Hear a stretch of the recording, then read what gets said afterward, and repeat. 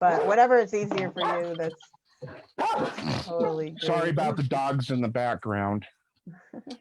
And give me a second because we're almost there. Okay. We're kind of new to Zoom. This is our second official book club meeting on Zoom.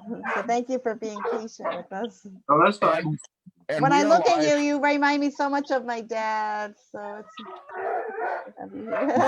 a All right, double bonus. we are live on Facebook and everything's go. So I'm going to shut up and go for it. Okay, guys, welcome to our one-on-one with Parks Stephenson. I am going to, everyone is muted. You will remain muted. If you are not muted, please mute yourselves. And I'm going to move this over to Joanna. If you would look into the chat down on the below, it shows you whose question, the order of questions. If you have a question that you were not able to ask before, type it in the chat. We're going to keep an eye on it. If you want to ask the question by raising your hand, there is a little button. If you open up participants, I believe, you can raise your hand. It'll put a little blue hand at the top of your screen, or you can just wave, and that's another way to raise your hand. All right, I'm going to move this over to Miss Joanna. You are on the floor, Joanna. Hi, everyone. Welcome. We're going to get things started off today by going over to Amber. She has her first question, so I'm going to actually turn it over to Amber. Oh, okay. Hi, okay, I'm Amber, and I have a question, and I wrote it down so I don't mess up, and now I turned the page on accident, sorry. Parks, what first brought you to Titanic, and when did she capture your heart? I have to reach back into my memories, but my first memory of Titanic was watching the 1953 movie. I was just taken by that story, and it stayed with me, I don't know how many years, but when I got to be a teenager, and we're talking about the early 70s now, I started to get really interested in the movie, doing my own research by gathering all the books that I could at the time, some of which are still in publication today, and started reaching out to the Titanic Historical Society. Back then, it was all by postal mail, so we didn't have much interaction with other Titanic enthusiasts like myself. But everything went through Ed Kamuta, I remember at the time, and so most of my interest at that time was self-study, not much interaction with other Titanic enthusiasts at the time because of the technological restrictions of that time. It wasn't until I got out of the Navy in 1995 and basically discovered the internet where my second phase of Titanic interest really took off. And that was due to the accessibility of other enthusiasts who shared the same interests and sharing information on a near real-time basis. So, like I said, I think it started with the 53 movie. It was kind of a motivation, and it kind of sustained me until I could get to a point where I could interact with others and share the interests. Awesome, thank you so much. You're welcome. And Joanna, Samuel's not here to ask his question. Thank you. I'll go ahead and ask the next question then. This one comes from Samuel Fontaine of Quebec, Canada. Samuel would like to know, what can those who cut open the Titanic find that is so important, and why is it so important? The term cutting into Titanic, that's not a term that I would use specifically. I know that there have been novels written about people cutting into the hull to go after the safe or things like that. That was a whole plot of a novel called There's Something Alive on the Titanic, which I read just before my 2005 dive, by the way. But there are artifacts within the wreck that are currently at risk of being lost due to the deteriorating condition of the wreck. Specifically, the upper deck houses, which are most exposed to the destructive forces down there at the bottom, the active microbes that are eating away at the steel, the current, which is constantly flowing over the wreck and basically eroding the steel away, which is why you're seeing in recent years collapse of those deck houses. Not only do they have thinner steel, but they're most exposed to those currents. And I know there's been a lot in the newspaper about recovering the Marconi transmitter from the deck house, and that would require peeling back a part of the overhead that has been, until recently, protecting that transmitter, but now is threatening to collapse onto it and bury it like it did recently with the captain's bathroom and the captain's tub. So there are, well, let me put it this way. Titanic doesn't belong to us, and it does not belong to our time. It also belongs to those who are going to follow us, Titanic enthusiasts in the future, who are going to want that personal connection with the wreck. And as the years go by, the wreck is going to be less and less recognizable. We've been privileged to see the wreck in its current state, where it still kind of looks like it did back in 1912. I mean, that was the whole basis for Ghosts of the Abyss. You could project reenactments onto the shape of the wreck because it still had that basic shape. You could still recognize features on the bow. That's going to become less and less as we go forward in time. And future researchers one day will not have the luxury of having that wreck in the state that we've become accustomed to. So I think it's our responsibility to salvage important pieces of the wreck and make them available to the future so that they can maintain that personal link with the story of the disaster long after the wreck is gone. I mentioned the Marconi apparatus. That's going to be a bellwether artifact on this question of how much will we do to recover from the wreck? Do we actually cut away some of the structure in order to salvage an artifact?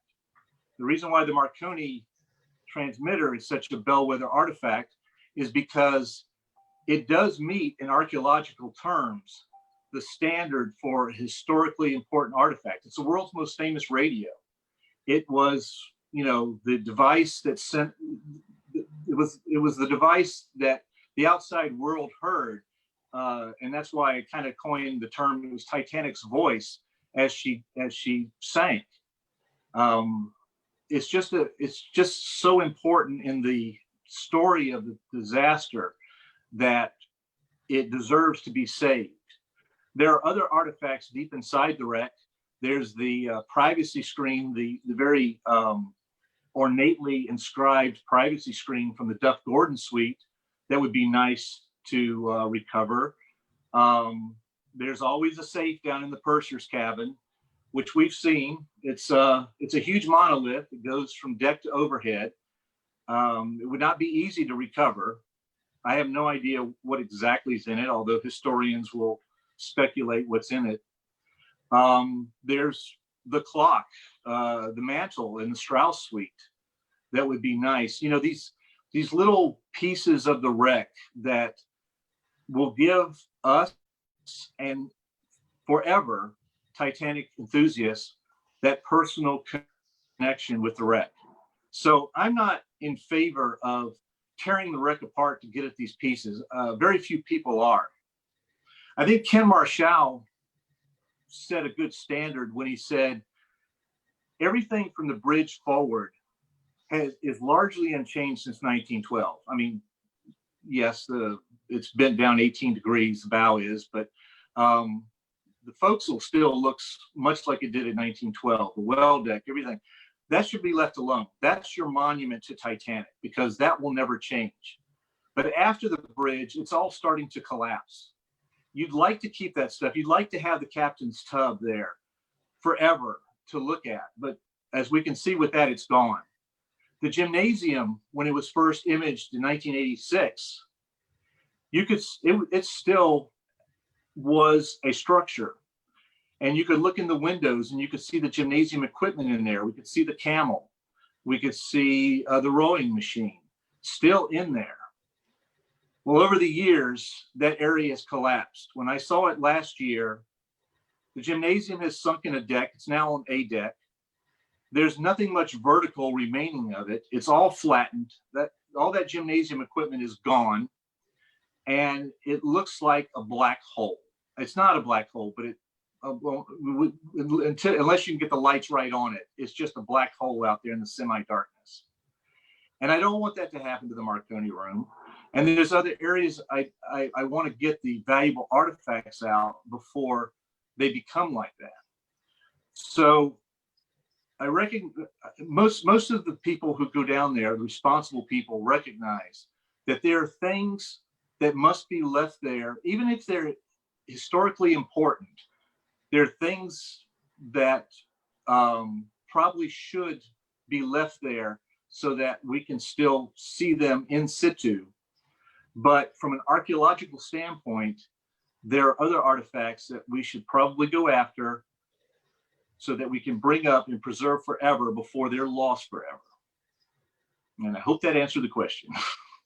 That covers a lot. Thank you so much. If anybody's interested, and this is probably going to show up backwards, but if anybody's interested, this is the book that he was talking about. We actually have it on our reading list in the fiction book club. So I think this is our book for October. If anybody's interested, I've heard really good things about it. I haven't read it yet, but if anybody wants to, it's our October book. Well, let me tell you a story about that. Okay. So like I said, I read that before my 2005 dive, and it's ludicrous, but it really paints a creepy picture. Murdoch in the remains of his stateroom with a bullet hole in his head. Captain Smith pacing the remains of the bridge around the telemotor, things like that. Looking in portholes and seeing eyes looking back at you. When I dove, those images were in my mind because I read that stupid book. And I was ready to be freaked out when I saw the actual wreck itself. I expected to see all those things.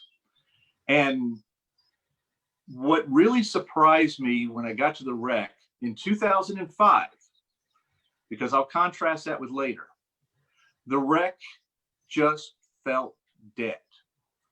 If you talk about something exuding vibes, I got no vibes from the wreck. I was creeped out. I was expected to be jumpy and scared because I was afraid there was something going to pop out at me. All that went away when I saw the wreck because it didn't feel threatening. It didn't feel spooky. It didn't feel anything. And it was such a palpable feeling of nothingness that struck me. Even though I creeped myself out with that book, it went away as soon as I saw the wreck.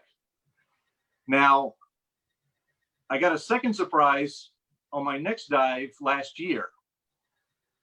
I was expecting the wreck to be like I saw it before, dead. But this time it felt alive. And in a good way. There was life everywhere you could see it.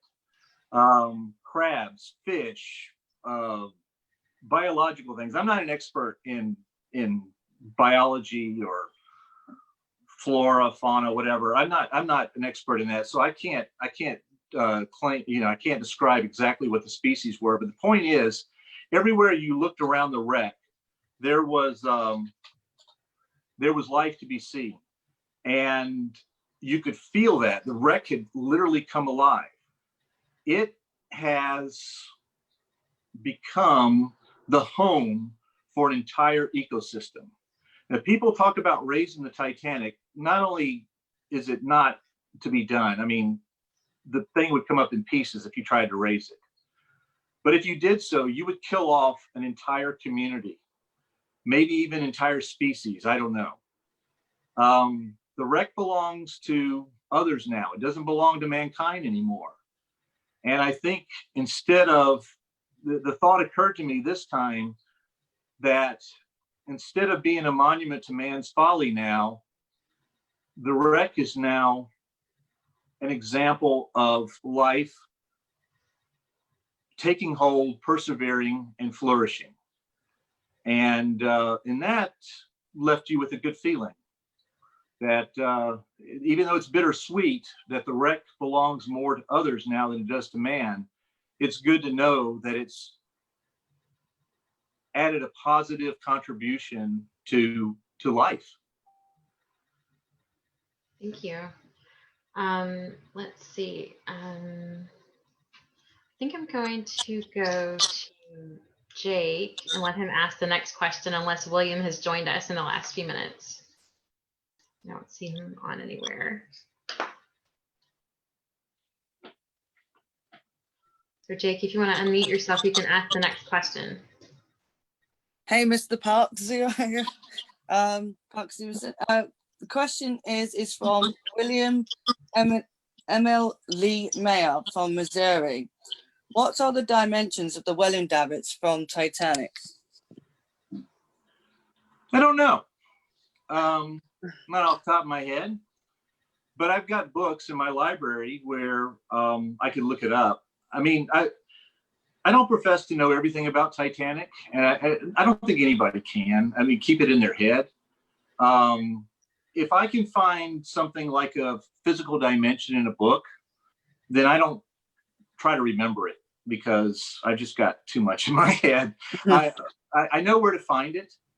And I guess since this is a book club, I would recommend to William, and I'm not trying to make this sound like a rebuke. I'm not trying to put William down or anything for asking a question, but I would direct him to the books. Read the books. That information is available and can be, I think, easily found. I'm sorry, I can't answer the question off the top of my head. All I can tell you is that on my last dive, the currents were trying to push me into the push our submersible into the #1 davit, and we were having to really scramble to keep that from happening. I did not want to be the person responsible for knocking down the #1 davit. So what are the dimensions of the davit? Big enough. That's all I'll say right now. Thank you, Parks. Thank you. Let's see, the next question that we have is actually going to be from Nick DeWitt. So I'm going to turn it over to Nick. Nick, if you want to unmute yourself, or if Elena's unmuting you. Elena. Oh, I'm sorry. Elena has her hand up. Yes, both hands. I don't know. I don't think she can unmute herself. I lost my privileges. Can someone re-privilege me? That's weird. I'll go see. I'll figure it out, Elaine. Thanks. Okay. Sorry about that. But Nick, I believe he is here. Okay. Yeah, I'm here. There you go. All right, Nick, we're going to turn it over to you, dear. You can go ahead with your question. Hi, Parks. Is there an aspect or a part of the Titanic story that you don't feel gets enough attention in books and documentaries and movies and everything that we have on her? Well, it's pretty well covered, and there's a gazillion books out there, and also a lot of documentaries that try to cover different aspects of the story.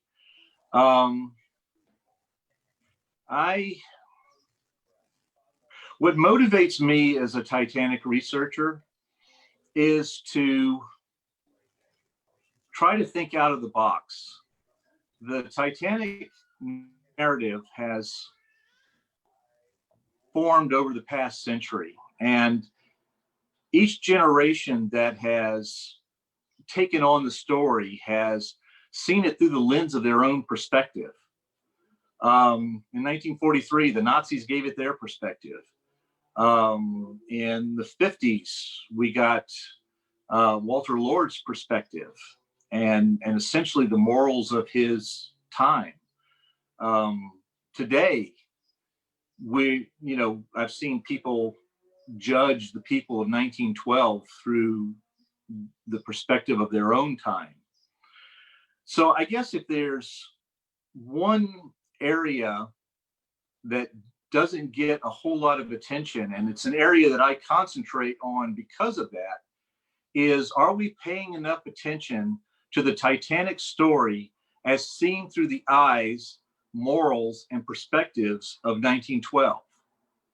Can we abandon our hindsight bias? Can we try to think like the people back in 1912 thought and evaluate the story from that perspective? I think that's probably the largest hole I see in Titanic research, and it's the area, therefore, where I spend most of my time, trying to see things through their perspective. A lot of the books behind me, this is one of 3 bookcases I have in the house, and this one up here is full of books from, they're all old books. None of them are newly printed. A good majority of them I use in my Titanic research, and not a single one of them have the word Titanic in them. They're books of the period on seamanship, on construction, on, you know, things like that, where I study the most because I'm trying to learn how to see things from the eyes of the time that, you know, the time period that Titanic sailed in. So I guess that would be my answer to your question. It's not a thing, it's more a perspective that I think is lacking in most written and televised accounts. Good. Thank you. That was a great question, Nick. I don't see Mauricio. Okay. So the next question comes to us from Mauricio Bertoni from Buenos Aires, Argentina. Mauricio is asking, were you able to notice any big difference on the wreck between the 2010 expedition compared to the 2005 one? And what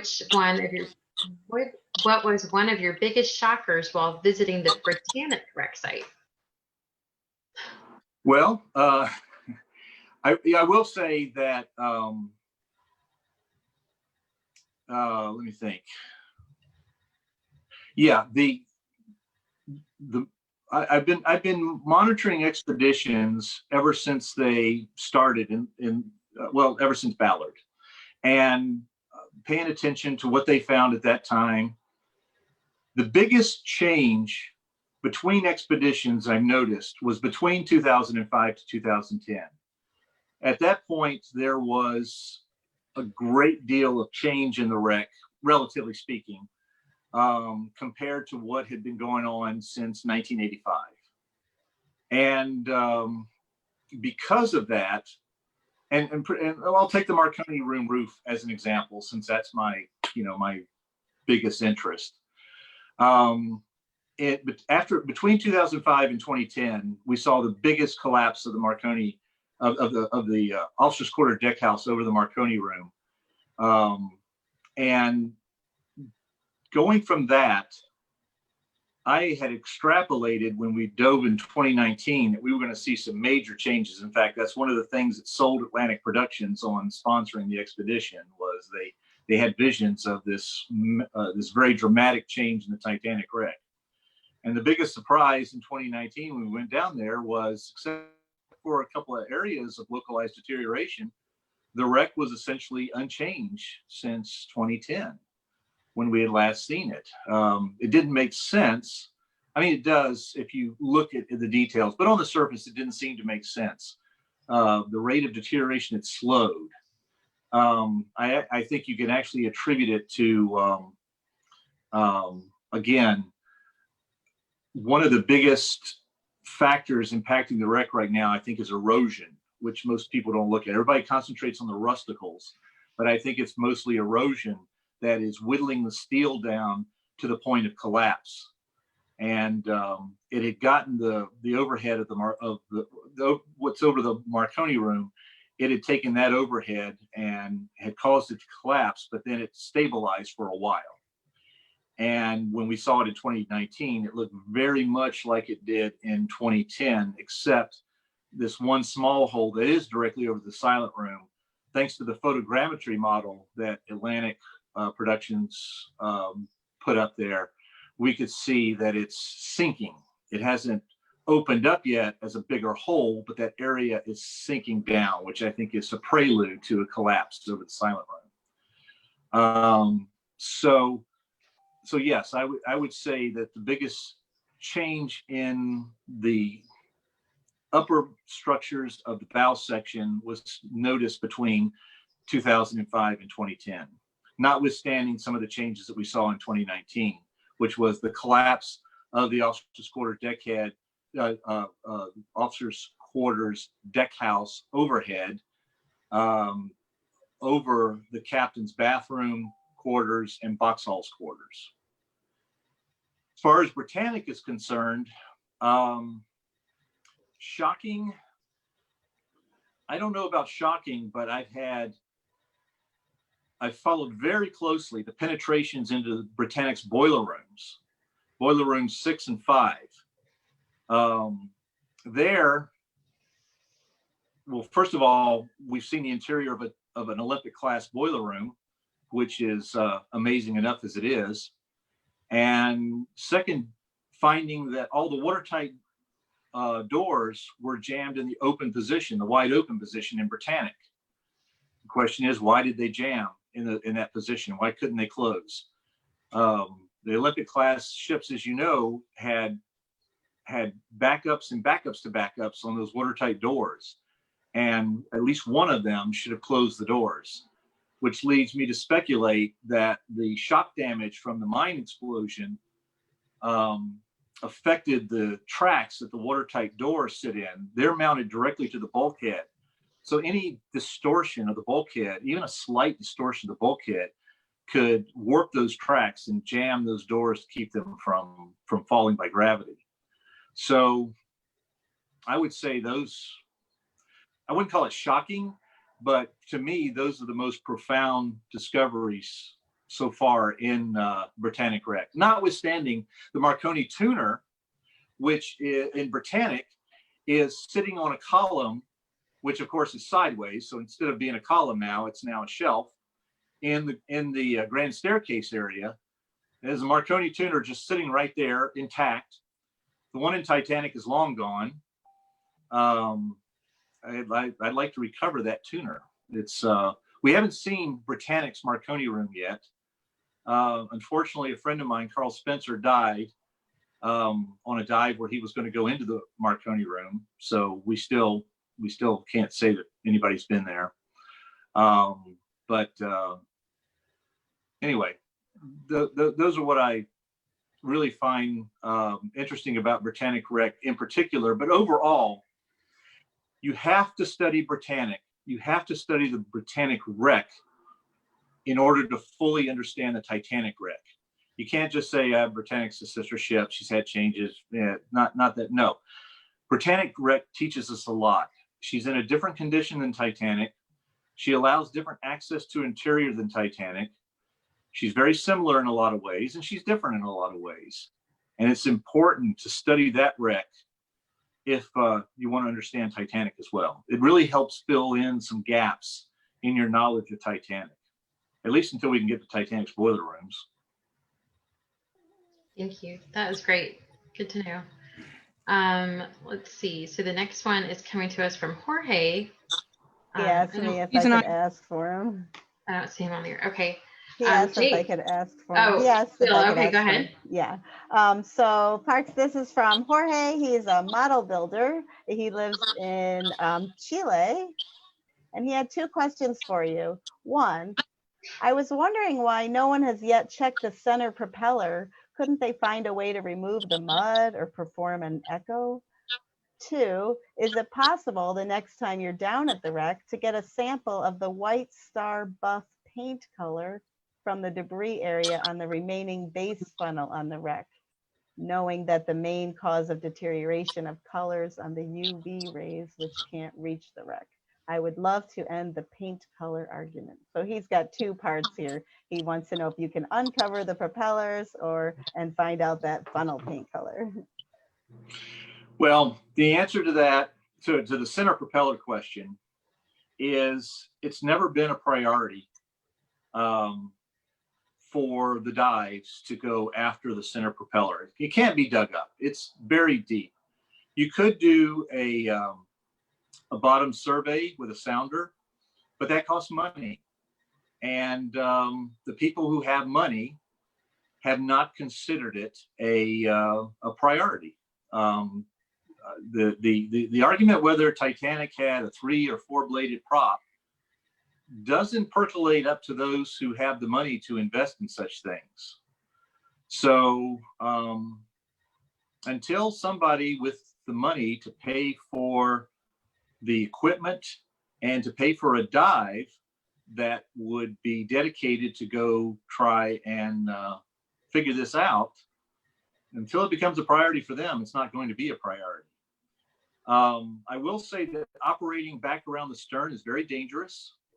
That overhanging cruiser type stern that Titanic has, currents just love to push submersibles right into that, especially if you're trying to get down low to look at the rudder stock or the propellers. So the images that we do have propellers, you need to thank the people that got those images, that took the risk.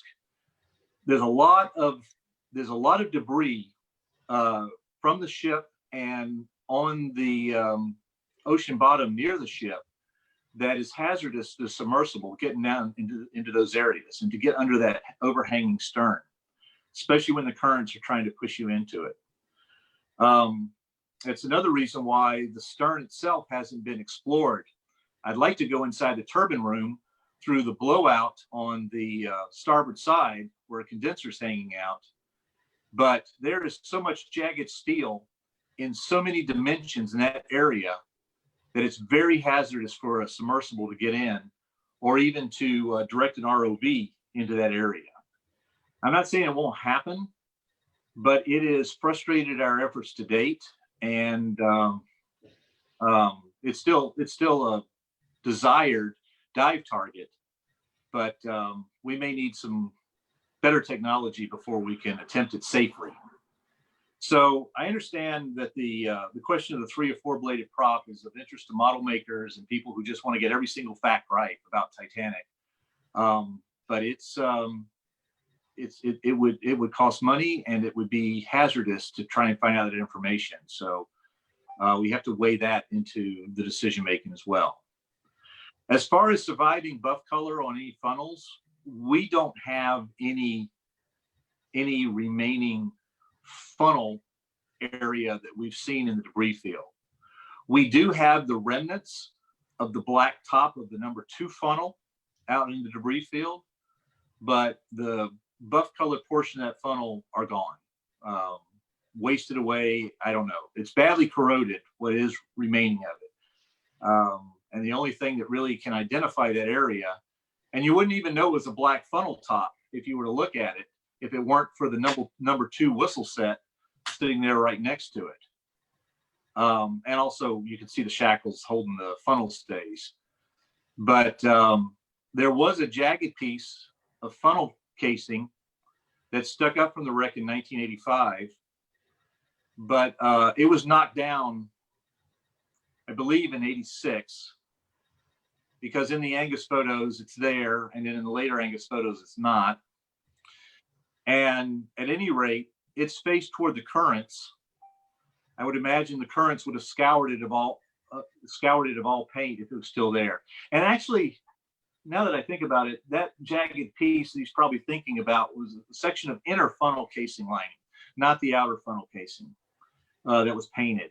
So we don't have any pieces that we can say has buff color paint on it to get and anything exposed. Yes, there's no UV rays down at depth, but there's current, there's acidity in the ocean silt. So any metal that touches the ocean bottom is affected by the acidity. And I'm just not I'm not aware of any buff colored pieces down there. The only original paint that I've seen was the red anti-fouling paint that was used on the bottom of the hull, and I saw that on the double bottom pieces underneath the bilge keel. The bilge keel had protected an area directly underneath it, and it was high enough off the ocean floor that it had not been affected by the acidity, and it looked as bright and vibrant as I imagined it did back in 1912. But that's the only original paint that I have seen and could say this is the color that Titanic was painted. Great. Thank you so much. I believe Jake is up next. Jake Billingham. Hi, Parks again. I just wanted to say I agree with you with the Britannic thing. You cannot. I think it would be hard to understand the Titanic wreck without Britannic. So I totally agree with that.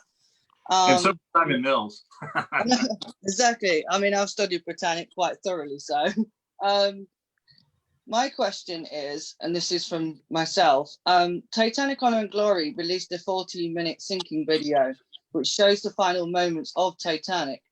And in that sinking video, they showed the stern sinking lying on its port side. Some survivor accounts state the stern stood up on end. Can you explain how recent findings may have shown the stern sinking on its port side? So the stern sinking on its port side is all my doing. I gave that advice to Honor and Glory, and they faithfully recreated it. This goes back to the advice I gave to Jim Cameron back in 2012, which he did a video of for his 2012 show. There's a number of factors that go into that. Number one is the port heel that Titanic was suffering. Port heel that Titanic was suffering in her final moments before the split. And if the hull was at a 10 or greater degree port heel angle when she split, then it would be logical to think that the stern section would continue with that. There is the account of Frank Prentice, who has described his actions both in written and in oral testimony. I've gone through all of that. In fact, I even transcribed some of his oral testimony that didn't seem to have a written counterpart. And from there, I know some people have interpreted Frank Prentice describing being on the backside of the propeller warning sign on the very stern. But when I took the entirety of his arguments or his descriptions, I realized that he was actually talking about being on the inner side of the propeller warning sign on the port side. And he could look over and see the port propeller rising out of the water. So to me, and then there's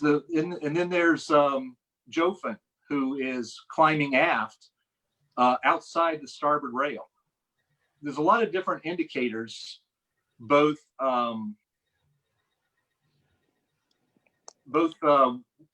taken from our computer simulation of the flooding and breakup, eyewitness testimony and analysis of that caused me to believe that she did lay over onto her port side. Now, as far as sticking up straight in the end, that's possible too. When you look at the different accounts from the different lifeboats of the end of Titanic, and you plot it out in a three-dimensional model, you can see that when the ship or a section of the ship is sinking at an angle, it can appear at different angles to different people depending upon where their point of view is. And I did that. With my 3D model, I positioned the points of view approximately where the lifeboats should have been or reported to have been or figured out to where they would have been. and rotated the model around to account for these different points of view. And in some of the points of view, it does look like the stern is sticking straight up. But then you rotate it around, and another person with a different point of view sees it at a 45-degree angle. So the animation that I worked out with Cameron, with his model, it helped develop the scenario they came up with, where she settled back down, largely rolled over onto her port side. Then she filled with water, tipped over, and went under. That is what I passed to the Honor and Glory guys, and they faithfully reproduced it. So I would have to say that Honor and Glory's rendition best reflects my current attitude on what the stern did before she disappeared. Thank you, Parks. Thank you. That's a great answer. Thank you. I appreciate that. Thank you. Very good. We're going to go to Elena Bucosa with our next question. Hi, Parks. My name's Elena. Thank you so much for doing this, by the way, and I love your shirt. I had 2 questions, but I'm just going to skip to the second one. What was it like working with James Cameron? I like Jim a lot.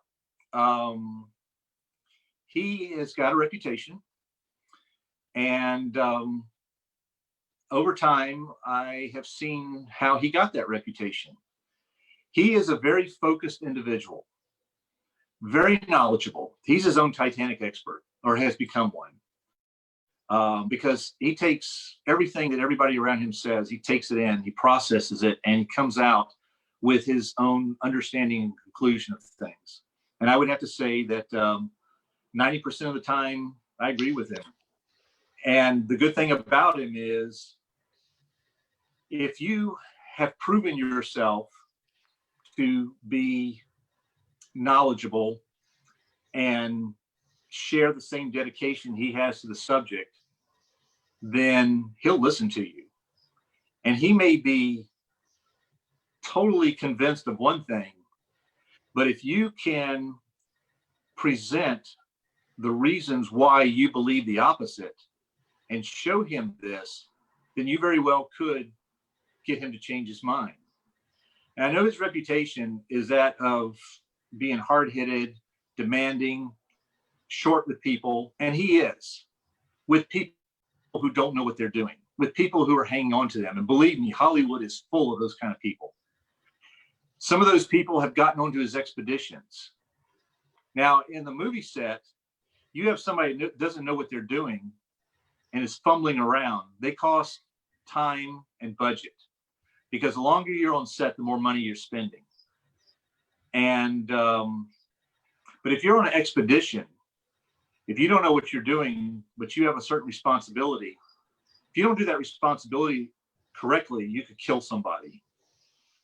And I've seen Cameron discover people who didn't know what they were really doing, and he walked them off the expedition, put them on a plane out of Canada, sent them back home. And that's where you get a lot of the bad stories about Cameron, about his anger and his temperament and being short with people. But I can tell you that if you are contributing to his effort, if you're helping him with his vision, he'll do everything for you. There's nothing he won't do for you. He has a passion for Titanic, and that passion is genuine. It's not because he made a movie. I don't know of too many directors who have that much passion for their movie.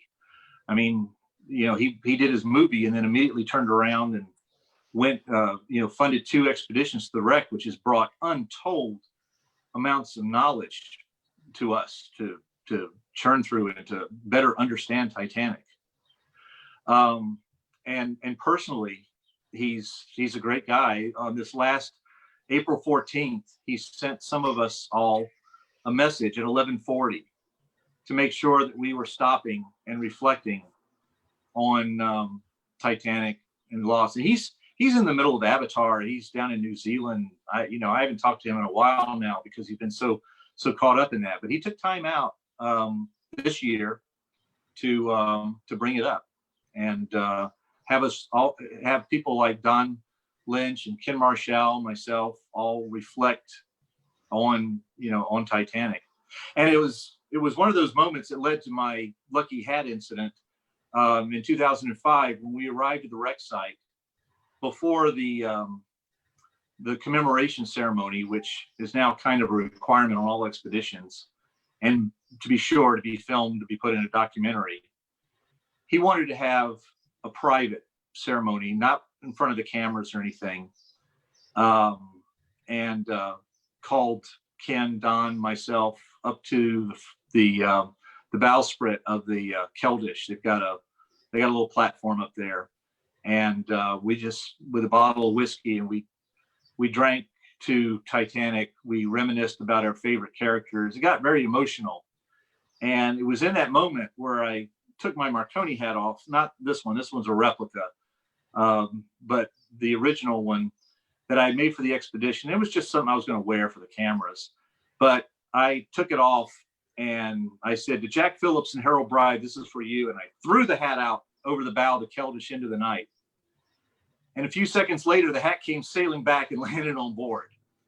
The wind, I guess, but regardless, that hat is now my lucky expedition hat. I take it on every expedition I go on. I took it down with me at Pearl Harbor when we found the Japanese midget sub. I took it out.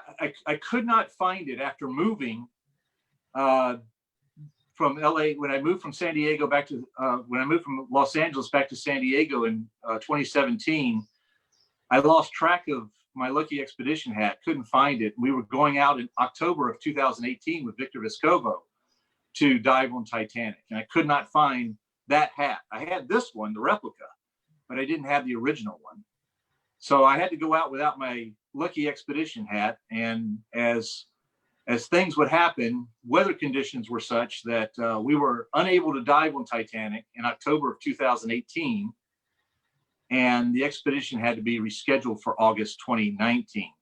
If you saw the documentary Back to Titanic, they said that was the first day of the dive. Well, not really. It was the first day of the dive, but it was several months before. In the documentary, the weather cleared up overnight and we dove. No, we had to wait several months. But I did find my lucky expedition hat in the interim and had it with me in 2019, and we dove. So it's going to go with me, and it's going to go with me in July when I go diving in the Pacific. So that's that's the story of the lucky expedition hat, which I know is a spinoff of the original question. But I have nothing but the utmost respect for Jim Cameron and how he approaches Titanic.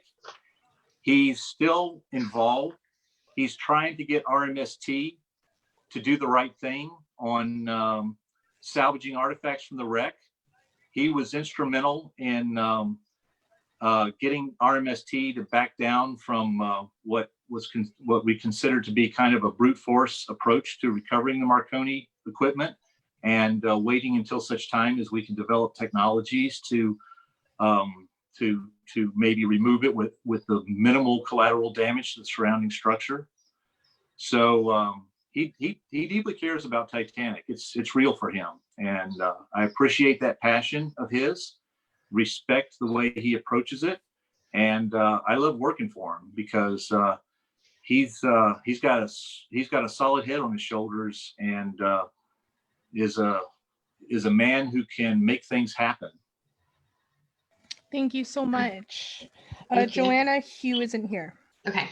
Thank you so much. I think we all know so much more about Titanic because of the efforts of James Cameron. Maybe we could talk him into doing one of these Zooms with us. I don't know. I mean, I can't, I don't know. That would be so fun. There are so many, oh my goodness, there are so many questions. I think he still holds the record of the most time spent on Titanic. Isn't that right? Did I read that somewhere? Or is it coming up for? Well, no, he's had 33 dives to the wreck. there's been some friendly competition between him and now the late Ralph White. Okay. P.H. Nargeolet has been there a lot of time. And of course, the Russian Mir pilots have done multiple dives to Titanic. I don't know what their individual tallies are, but I don't know if he's had the most dives to Titanic.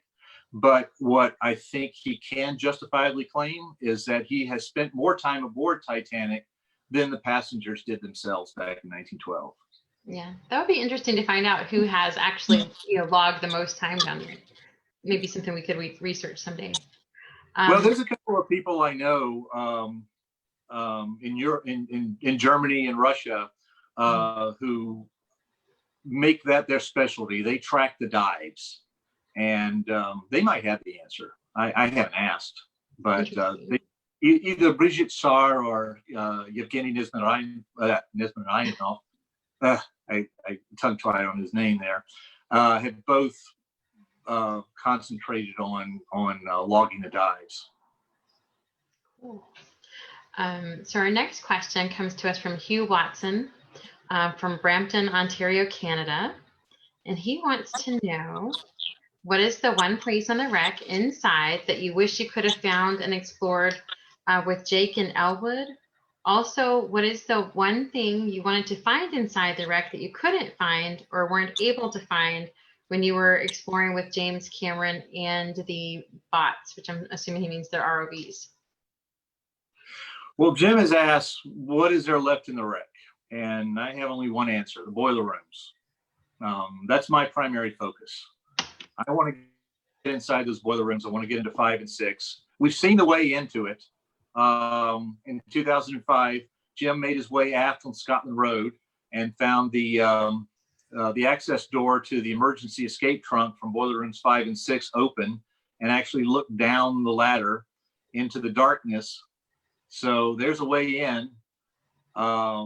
I want to get in there and see what we can see. Now, I do understand that the impact with the bottom probably altered the original iceberg contact damage.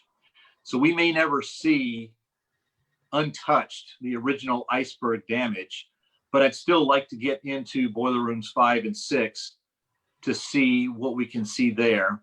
And then I also want to get into boiler room 4 because I want to try and find out what's the cause of that unexplained flooding that was reported in boiler room 4 coming up from the bottom of the vessel. So, I mean, there are other places that we could get into in the bow. It's not my highest priority, but I know that a lot of people would like to see the swimming bath. We can probably figure out how to get into that area. And if we can, a lot of people want to see that. The reason why I say it's not high on my priority list is because I prioritize along forensic lines. I'm looking for clues that tell us more and more about what happened to the ship, what happened during the collision, etc.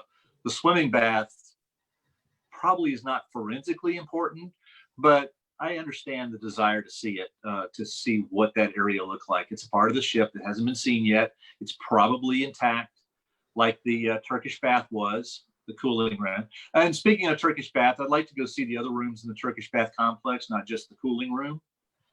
So it'll take a little work to get into those areas, but if we can figure it out, I wouldn't mind seeing those. But boiler rooms are my number one priority. Awesome. Oh, let's see what else. What's the one thing you couldn't find? I think I answered all of them. Let's see. I think so. That was like a multifaceted question. Melisande isn't here. Okay. Jake, I'm gonna let you take the next one. I want to have all the screen time go. Hi, Parks. This question's from Melisande Astaria. I hope I pronounced that correctly, from Germany. Have you explored the rooms for Jack Phillips and Harold Bride? Well, we did, but there's nothing left of them.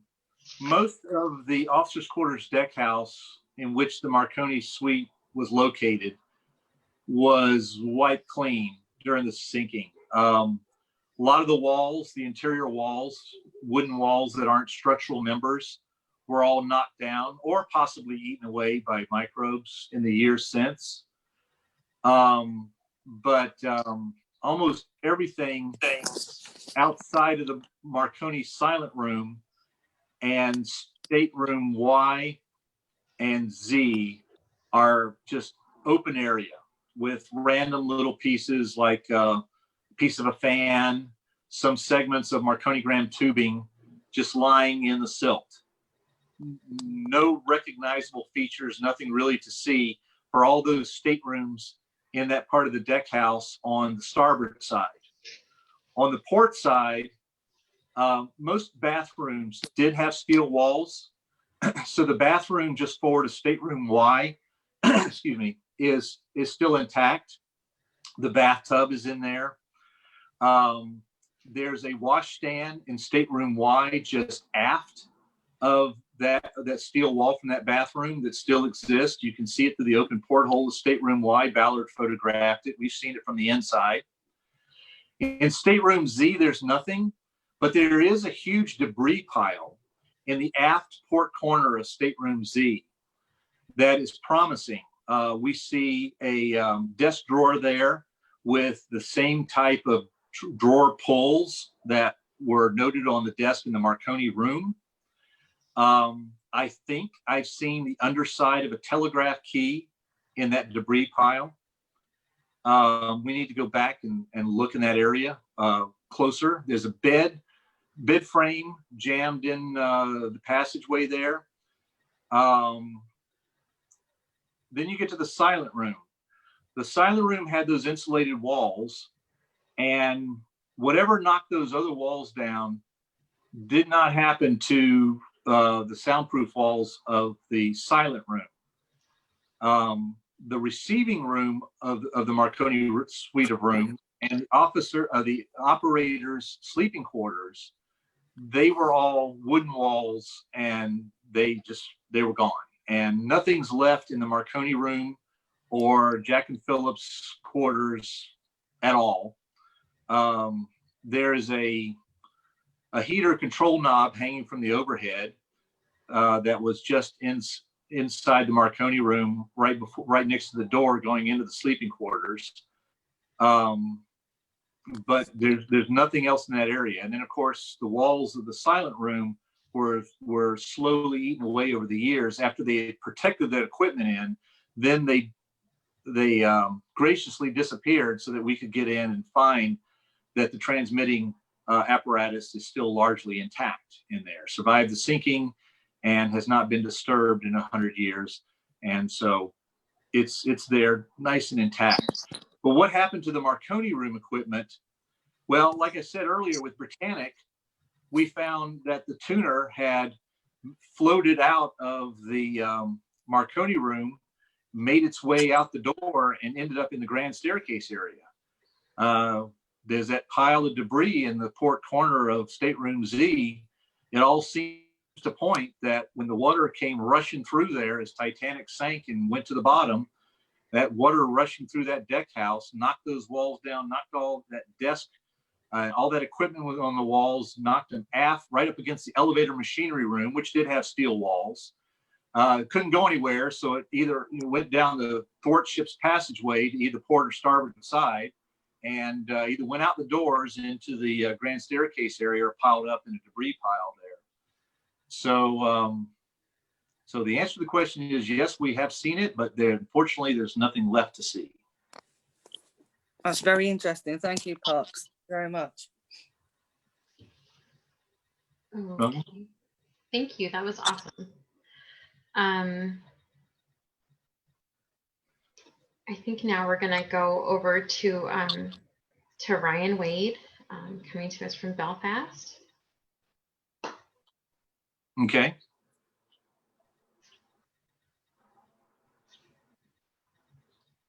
Can I pop in, Joanna? You just forgot me. Sorry. Yeah, I was just gonna say we forgot Anka. Really? Do you want to go first, Anka? Sorry. Well, like you want. So to keep the No, row, go on I'm ahead, gonna go on go ahead. first. Okay. So, well, here we go. So, well, we are all jealous because you were at Titanic. So, which part of Titanic did you see first? So, from which direction did you come close to her? And what were your feelings and thoughts when you saw the beauty for the first time? Okay. I might disappoint you with my answer. Well, first of all, they have specific landing sites designated around the wreck. They didn't always have them, but they have them now.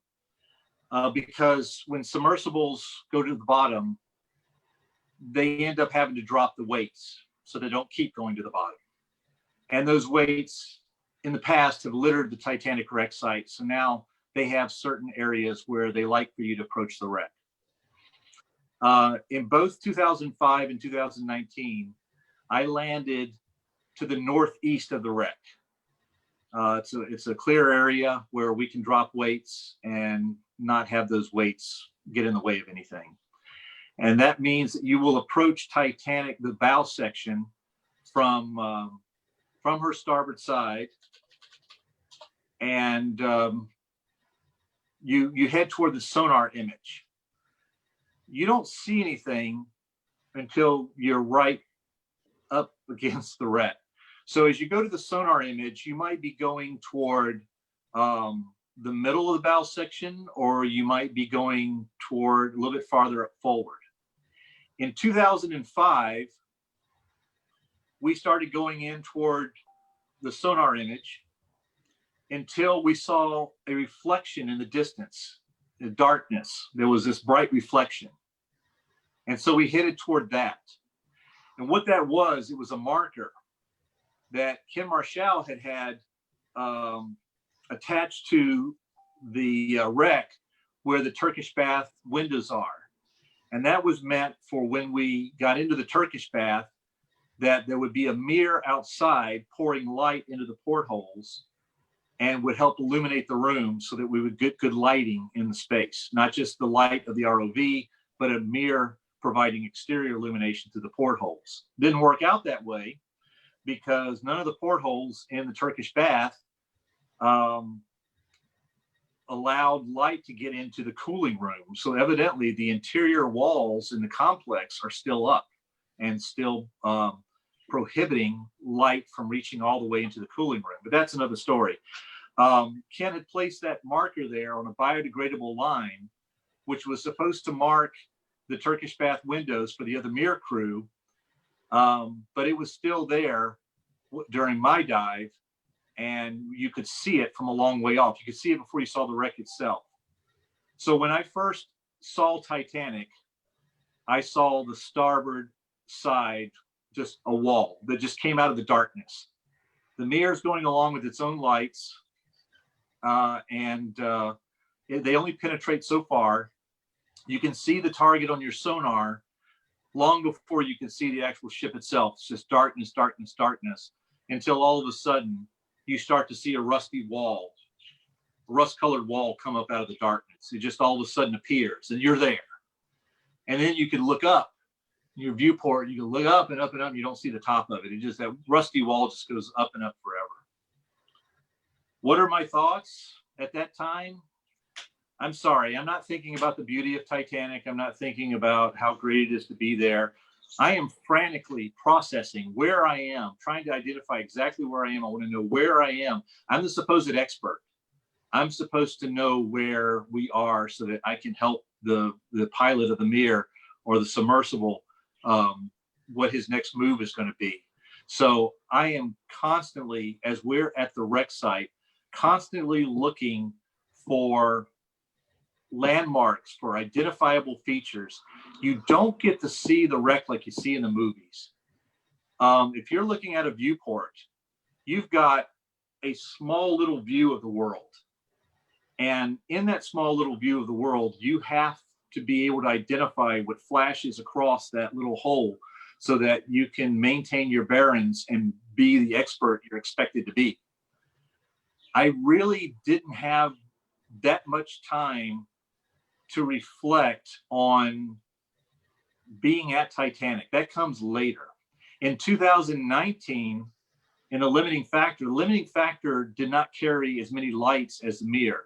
So they didn't penetrate into the darkness as far as the mirrors did. And usually with the mirrors, there was a second mirror around providing illumination in the background. Not as much as you see in the movies, but enough. In 2019, we were by ourselves in the limiting factor with just the lights that we carried, darkness outside of all that, just plain black darkness. And we landed, those currents pushed us 500 meters northeast of the wreck, east of the wreck. And we spent an hour fighting against the current using battery power, trying to get to the wreck. We could see it on sonar, but we weren't making much headway against the current. And we're going, and slowly by slowly, the sonar target's getting bigger and bigger and bigger and bigger. And then it's filling the whole scope. You got the sonar return. It's just taking your whole scope. Where's the ship? Where's the ship? You're peering out the holes, peering out the holes. Where is the ship? I don't see the ship. It's just filling our sonar. It's got to be here. Where is it? And then all of a sudden, I'm looking at a rivet right there in front of my face. Oh shit! There it is. There it is. I see a rivet, and we had to back off and then rise up to where we could see the ship. I did not see the bow in 2005. I mentioned it to Victor, and Victor made sure, even though he had already been to the bow twice by that time. This is the fourth dive. My dive was the fourth dive. He went and gave me the tour, gave me the typical, okay, you get in front of the stem and then you rise up. And unfortunately, in the movies where they have another mirror providing background illumination in the back, we could only just see what was in our lights. And I got to see the bow, that whole thing. But still, I'm looking at it forensically. I'm looking at what's changed about the bow. It looks like there's more rustical growth coming out of the hawse pipe than we've seen in previous expeditions. The only time I've ever really reflected on the wreck while at the wreck was in 2005 when we had a hydraulic malfunction in the mirror, and we had to set down on the boat deck right outside of stateroom Y, right outside the Marconi room, while the other mirror came over to check us out. We had to be set down, and I was there for about an hour or so, sitting on the deck of Titanic, and that's when it hit me, is like, I'm actually aboard the Titanic. I'm actually sitting here. This is kind of cool. I could, out my viewport, I could see the window at stateroom Y, and I knew that, just inside there, a little bit farther inboard was the Marconi room. I already knew what it looked like thanks to the earlier dives. But that was the only time I ever got to reflect while I was at the wreck site about the Titanic, by being there, what it meant. It meant that no matter whatever else happens, I could always say that I've been aboard Titanic. That's kind of cool. But every other time, my mind is completely in the operational mode where are we? What are we seeing? What can we see just outside the light that the cameras can't pick up? Most of the information I got about the condition of the wreck in 2019 was what I saw with my own eyes, not what the camera captured, because I could see some things just at that twilight area outside the darkness that was too low light for the cameras to pick up, but I could see with my eyeballs. That's where I saw the condition of the lounge deck and the new holes that had opened up there. The camera never caught it. The condition of the gymnasium, the camera never caught it well. It's just a black hole on film. A lot of people complained about the 2019, the 2020 documentary made on the 2019 dives, that there wasn't enough wreck footage shown. That's because the conditions at the wreck were so poor. We didn't have much usable video. A lot of what could be used on camera was used on camera, and they had to build a story around a lack of really good video. I got to see enough to update the condition of the wreck, but unfortunately that's in my brain and not on a camera hard drive somewhere. So we heard your complaints about the lack of wreck footage in the 2020 documentary, but it was the best they could show. There's no real treasure trove of unedited video. I mean, there is unedited video, but you're not going to find a whole lot more than what you saw in the program. So I'm just not an emotional type as far as when I'm at the wreck. I appreciate it more later when I'm on the surface. So I'm not disappointed at all. Thank you for that. It was more than interesting. I really appreciate that. Thank you. I think anybody who has a real heart for Titanic was not disappointed in the new documentary. I mean, really, anytime you get to see Titanic, it's not a disappointment. So we appreciate everybody's hard work that had to contribute to that. So. Well, I get to hear the good and the bad. We're going to go next to Alicia. She has her next question. Oh, yes. Okay. Hello, sir. Thank you for taking my question. You touched on it a little bit earlier when you mentioned the mysterious flooding in the boiler room. There are some people who believe that Titanic grounded or ran over some of the iceberg when she struck it, damaging her. I was wondering what your take on the supposed grounding theory was. I'm one of the original proponents of the grounding theory. I wrote a paper on it with David Brown back in 2001. And at that time, all we really did was take the eyewitness statements and say, in our experience, this sounds more like a grounding event than a side swipe. And that's mostly what we had in 2001. We were laughed at. When the paper was presented at the Society of Naval Architects and Marine Engineers, they literally laughed at our presentation and did, eye rolls and face palms and everything. Blatant disrespect for what we felt was a viable situation. I mean, we're not the first ones to have proposed a grounding. The first depictions of the disaster in April 1912 showed a grounding event, but it got lost under the whole 300-foot gash and then the side swipes that they showed in movies and everything. That became the predominant theory. But in more recent years, I have pursued this grounding theory and have come up with more evidence that I think more supports it than refutes it. And part of that is some of the modeling that we did, computer modeling that we did to try and account for the sinking rate. We made for a 2010, well, no, it showed in 2012. We started working on a documentary in 2010 that eventually broadcast in 2012 on the History Channel, where we made, oh, wait a minute. I'm about to lose my battery. Hold on a second. I'm going to have to do something here. Take your time, sir. This is going to change things a little bit because I have to plug this in. Well, this isn't going to work. Hold on. Maybe plugging in his, everybody can check their battery and plug in theirs too. Yeah. Oh, good idea. Take a quick restroom break. I wish I had something to throw up here, like some kind of share screen. But... Well, I may have to do this, which is going to change things a little bit. Hold on. Oh, right, you're on your phone. I forgot. Yeah, I'm on my phone. Okay. And my plug is on the wrong side. You're doing good. Okay, well, oh, you know what? If I do this, am I upside down? No. No, sir. No, you're right. No, you're fine. We can see you. Yeah, but it's gonna obscure my camera if I do that.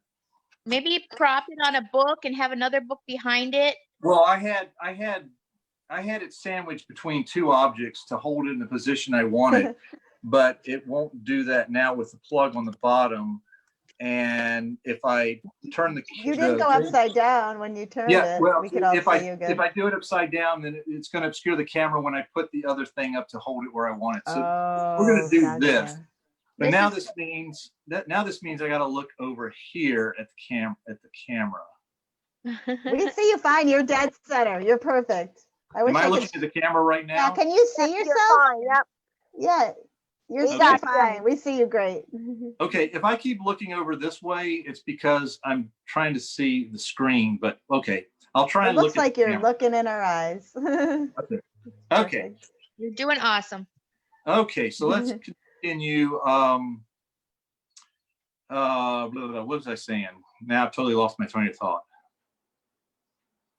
Do anybody remember what? We were talking about the grounding theory. Grounding theory. Ah, yes. So we built replicas of.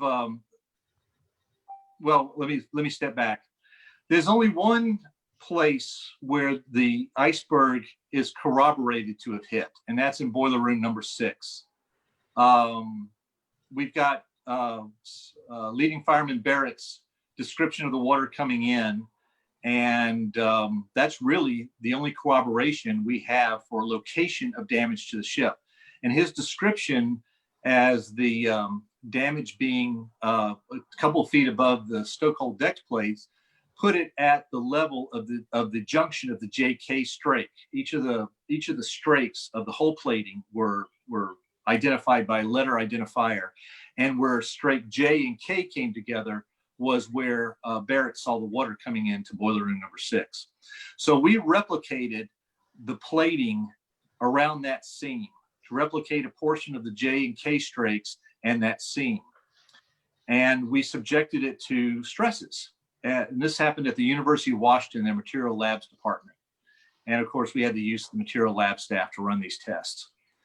What we found, well, first of all, concentrating on that strake, we came across a little known fact about Titanic, and that was she was modified just before, in February, March of 1912, before she sailed.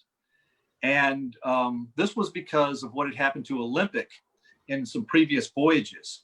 Especially in January of 1912, Olympic had gone through a storm, which really stressed the hull out.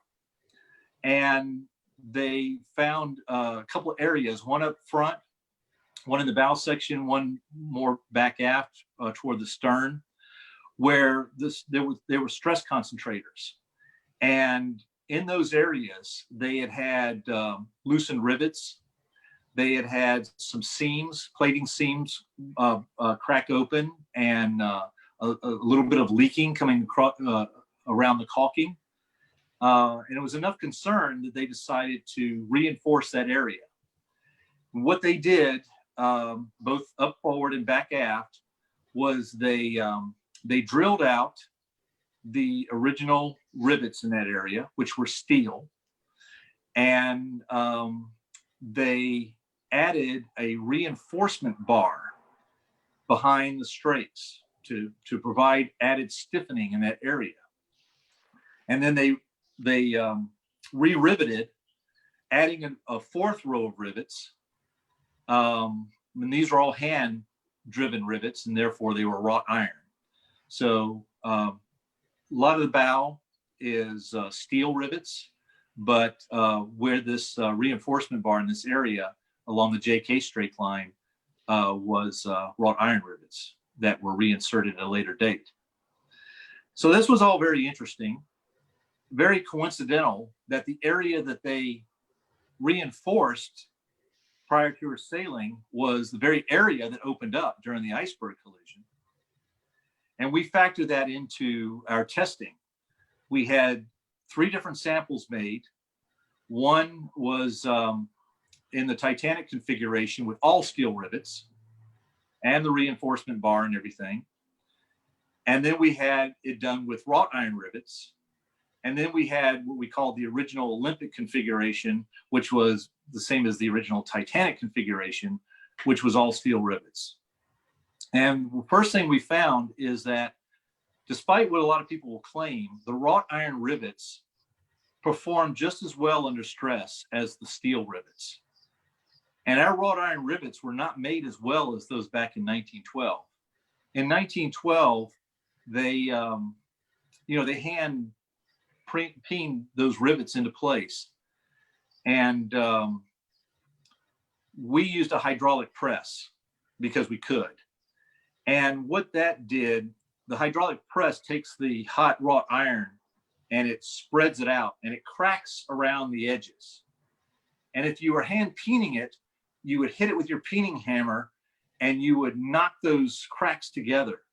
You'd basically make it all nice and clean so that you wouldn't have any cracks form from the periphery of the rivet and compromise the strength of the rivet. We didn't do that. We just hydraulically pressed our rivets and left it as it was. But even like that, the wrought iron rivets performed just as well under stress as the steel rivets. A lot of that had to do with the riveting pattern. As one rivet was prone to fail due to stress, the surrounding rivets picked up its stress.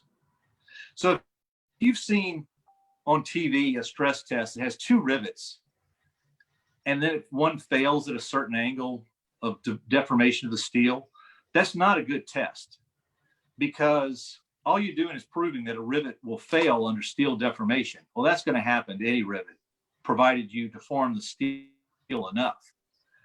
But what we were looking at was how do they perform in their configuration in the ship, and the surrounding rivets. You have to take that into account, because that helps the strength of any individual rivet is the strength of its neighbors.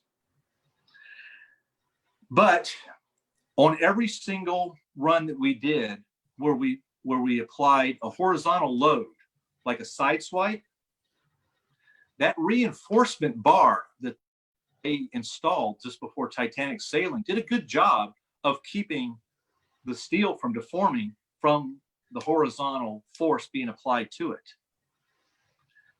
But where it worked against the hull was on our last run, when I asked them to do a vertical shearing stress run.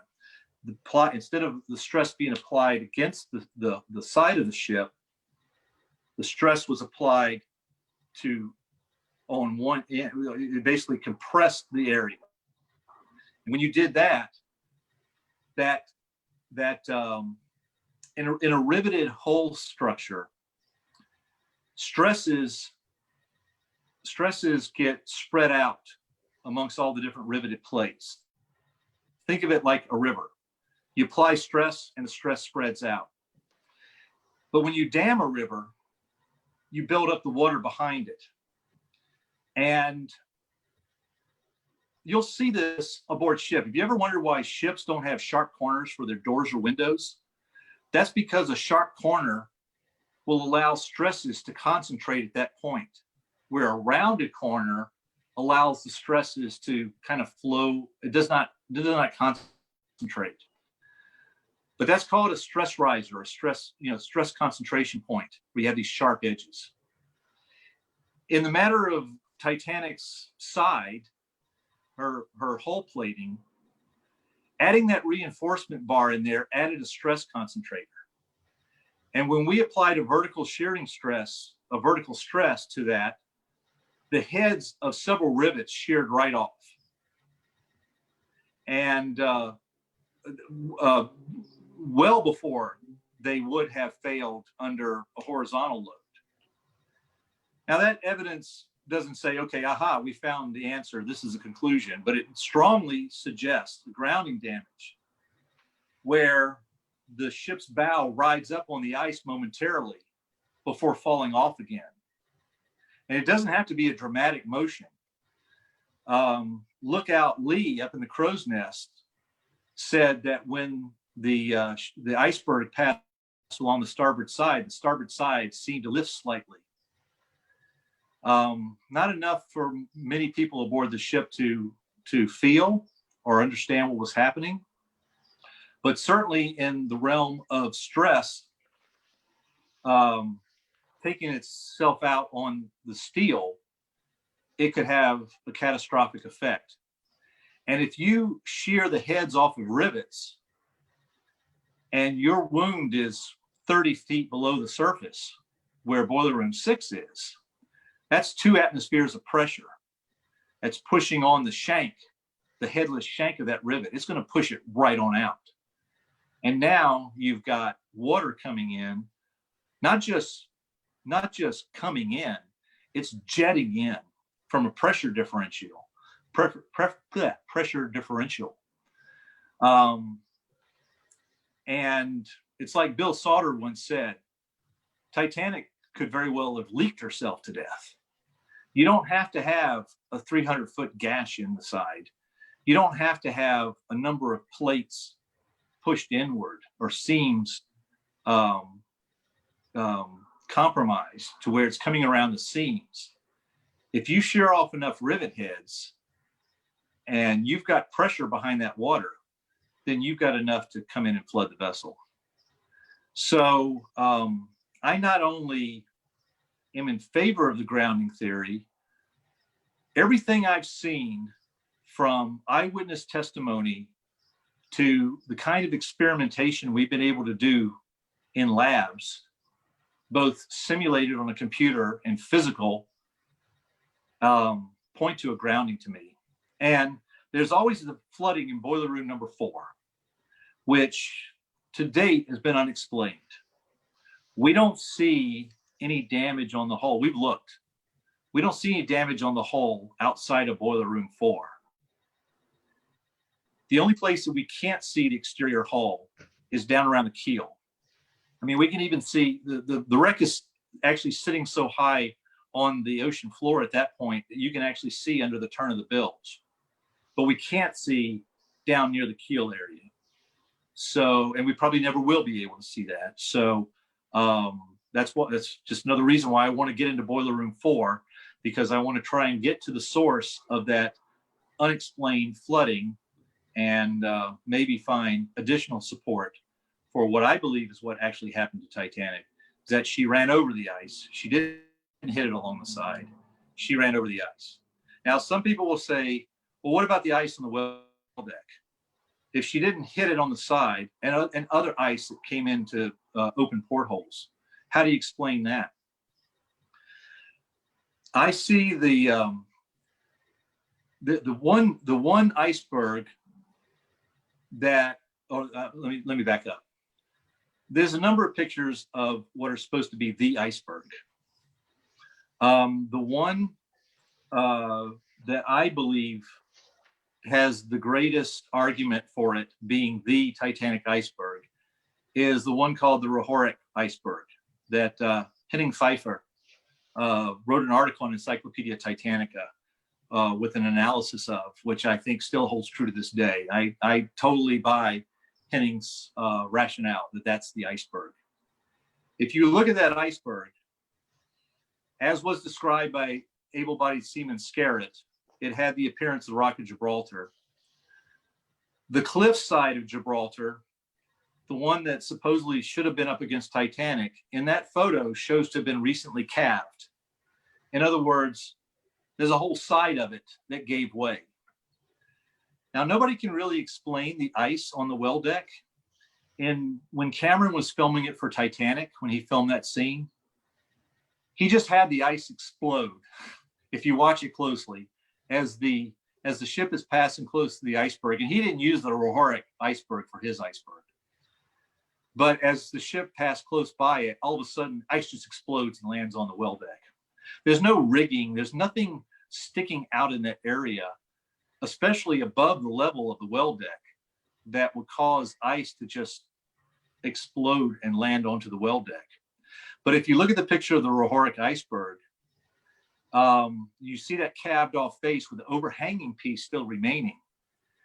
If Titanic passed close by that berg, and if she had a side of her that was ready to calve, and icebergs always have sides ready to calve off. If she ran up on it, that vibration, that impact, the vibration of the ship on top of the berg would be just enough vibration to finish the calving process. And as she passed by, that face, that side of the iceberg fell. And that's how I see, that's the explanation I see for the ice that ended up on the well deck and also possibly in open portholes, some of passenger staterooms. So you don't actually have to hit it sideways. I mean, when you're on a boat, you come up to a dock and you're standing in the boat. You come up to a dock and you hit it a little too hard. What are you going to feel? You're going to be, if you're facing forward, you're going to be shifted sideways. You're going to feel that. You're going to be thrown a little bit off balance sideways. You look for that in the eyewitness testimony. You don't see that anywhere. Everybody talks about the motion being continuous, a break in the engines, rolling over 1,000 marbles, an interruption in the rhythm of the ship.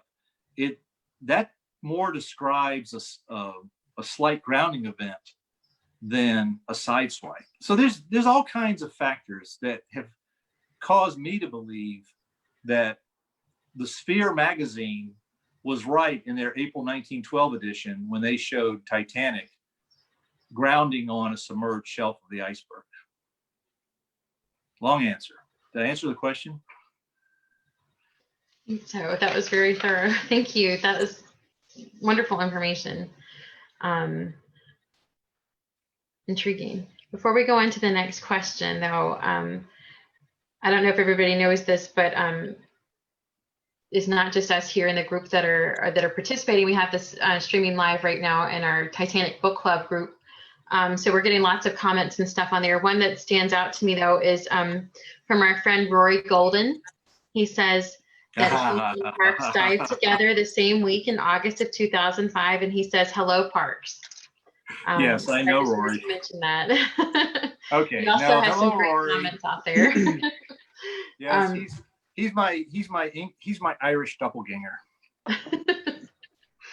He's great. He wrote the most wonderful piece for us about his friend Ralph White for the newsletter not too long ago. It was great, and he has some great comments out there. If any of you want to go into the book club and look at the live stream, either now or when we're finished, Rory has just some really great comments about his experience.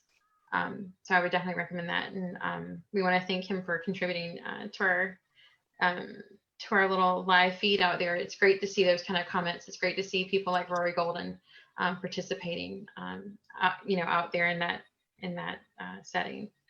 So now we're going to go to Ryan Wade in Belfast for our next question. Hello, Mr. Stephenson. How are you? Fine, yourself? I'm not so bad. Thank you very much for asking. I originally had two questions, but the last one was answered on the last question about the grounding theory, which I completely agree with you on. It's very, very, very viable that that's exactly what happened, considering obviously the testimony that we do have and obviously the flooding on Boiler Room 4. So there's a lot, I would say, that she did actually ground the iceberg. But my other question was, in your personal opinion, where did she, and obviously during the breakup, what would you say was, a lot of people talk about from top to bottom and bottom to top, but in your personal opinion, where do you think she first failed and broke? I am absolutely convinced, based on our computer simulations, which used the same kind of software programs that the shipbuilding industry as a whole uses. This is it's called a finite element model, and what we used that model for was to look at the stresses, where they concentrated in the structure as the ship took on its various degrees of angle based on a different model, which had predicted the flooding of the vessel. We use those two models in conjunction, and it very clearly showed a concentration of stress on the starboard side, outboard, up near the third funnel.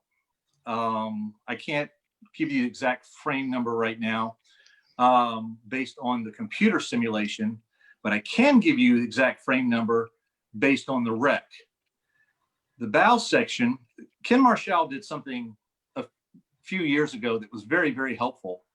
He basically fixed the bow of Titanic. He took the bow section of the wreck and he straightened out the back end. You know, the back end is all compressed, and the lounge, the roof of the lounge is the topmost deck, and it's slanted down at an angle, and the side plating for that area has bowed outward as the top decks have collapsed. And what he did virtually was straighten out the sides so that we could see the character of the break. And what it showed us was a very clean break, relatively clean break, right down frame 13 aft on the starboard side. The port side also starts in the same area. And by the way, the other place where we see the break is down at the boiler room 2, the bottom of boiler room 2, where we see a definite break on that same frame 13 aft. On the port side, the tear is not quite as straight and even. It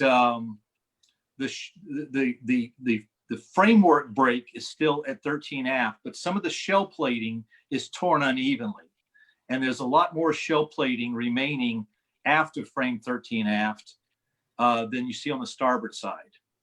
This backs up our computer simulation, which essentially told us the same thing.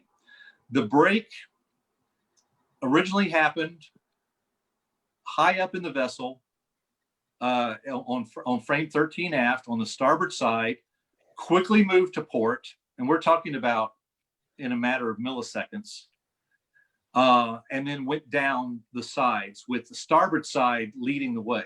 The starboard side broke cleaner than the port side. And the break stopped down at the double bottom area and then proceeded aft. You realize that Titanic was in a hogging condition when she broke. The bow was bending like this. There's stresses building up at the apex of that bending curve. And when it breaks, when you exceed the yield strength of the metal, you're going to have a release of that energy. Stress is energy, and you're going to release it. This is stuff that I had to relearn because when I first looked at all the debris on the ocean floor, it seemed to me that Titanic broke up several times on the surface, and I illustrated that originally. But after that effort that we had to model the ship and analyze the flooding and the stresses in the structure, I got reintroduced to my naval architectural roots. I mean, we literally did the analysis at the same engineering department at the school that I went to, and I realized that no, the break and then the break and the break, that doesn't happen. That's not how energy releases itself under stressful situations. Energy enough to break Titanic in half only happened in one moment, and that was at the break. So she broke in two until the stresses dissipated, and the double bottom, with its extra, the strength of its members, was able to hold on for a second or two longer before it too detached.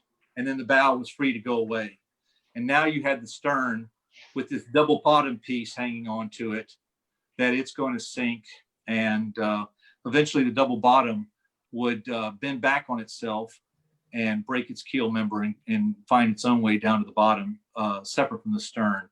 And the stern would be torn apart by the hydrodynamic forces acting on it as it went to the bottom. The bow has this nice clean stem slicing through the water as it goes down, but the stern went down dirty at first with all that torn apart, open to the force of the water as it goes down, until eventually at some point, and we could tell this by the wreck, it flipped.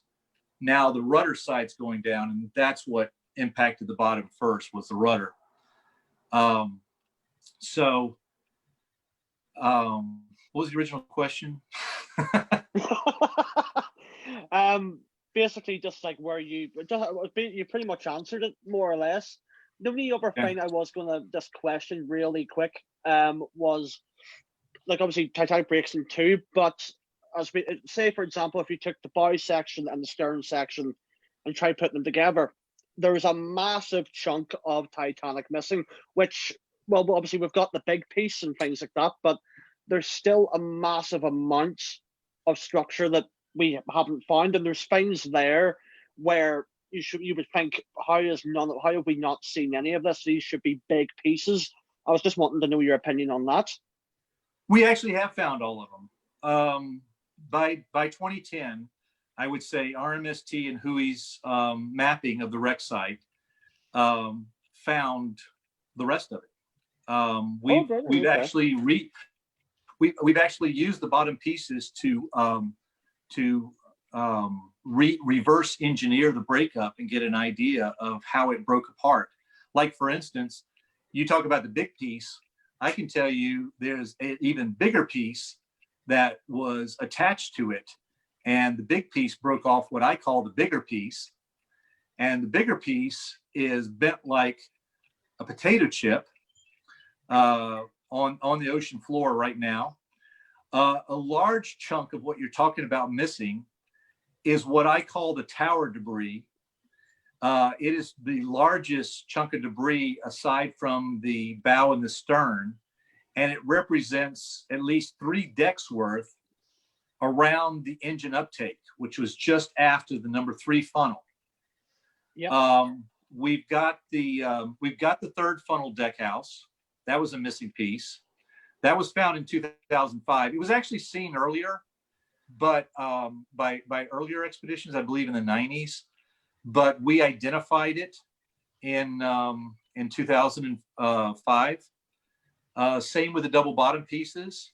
I think they've been happened upon in an earlier expedition, but we identified and the 2 double bottom pieces, by the way, represent the 70 feet that is missing between bow and stern at the double bottom level. And then the rest is looking for other pieces. We found major fragments of shell plating. And this is where Ken Marshall and Bill Sauter are excellent at, where they have found, they placed where these pieces of shell plating go and basically start to rebuild the wreck in 1912. We've got most of that missing area found and identified, and the few pieces that are still missing from that, I'm sure that we have in the sonar map that RMST built in 2010. They just haven't been identified as such yet.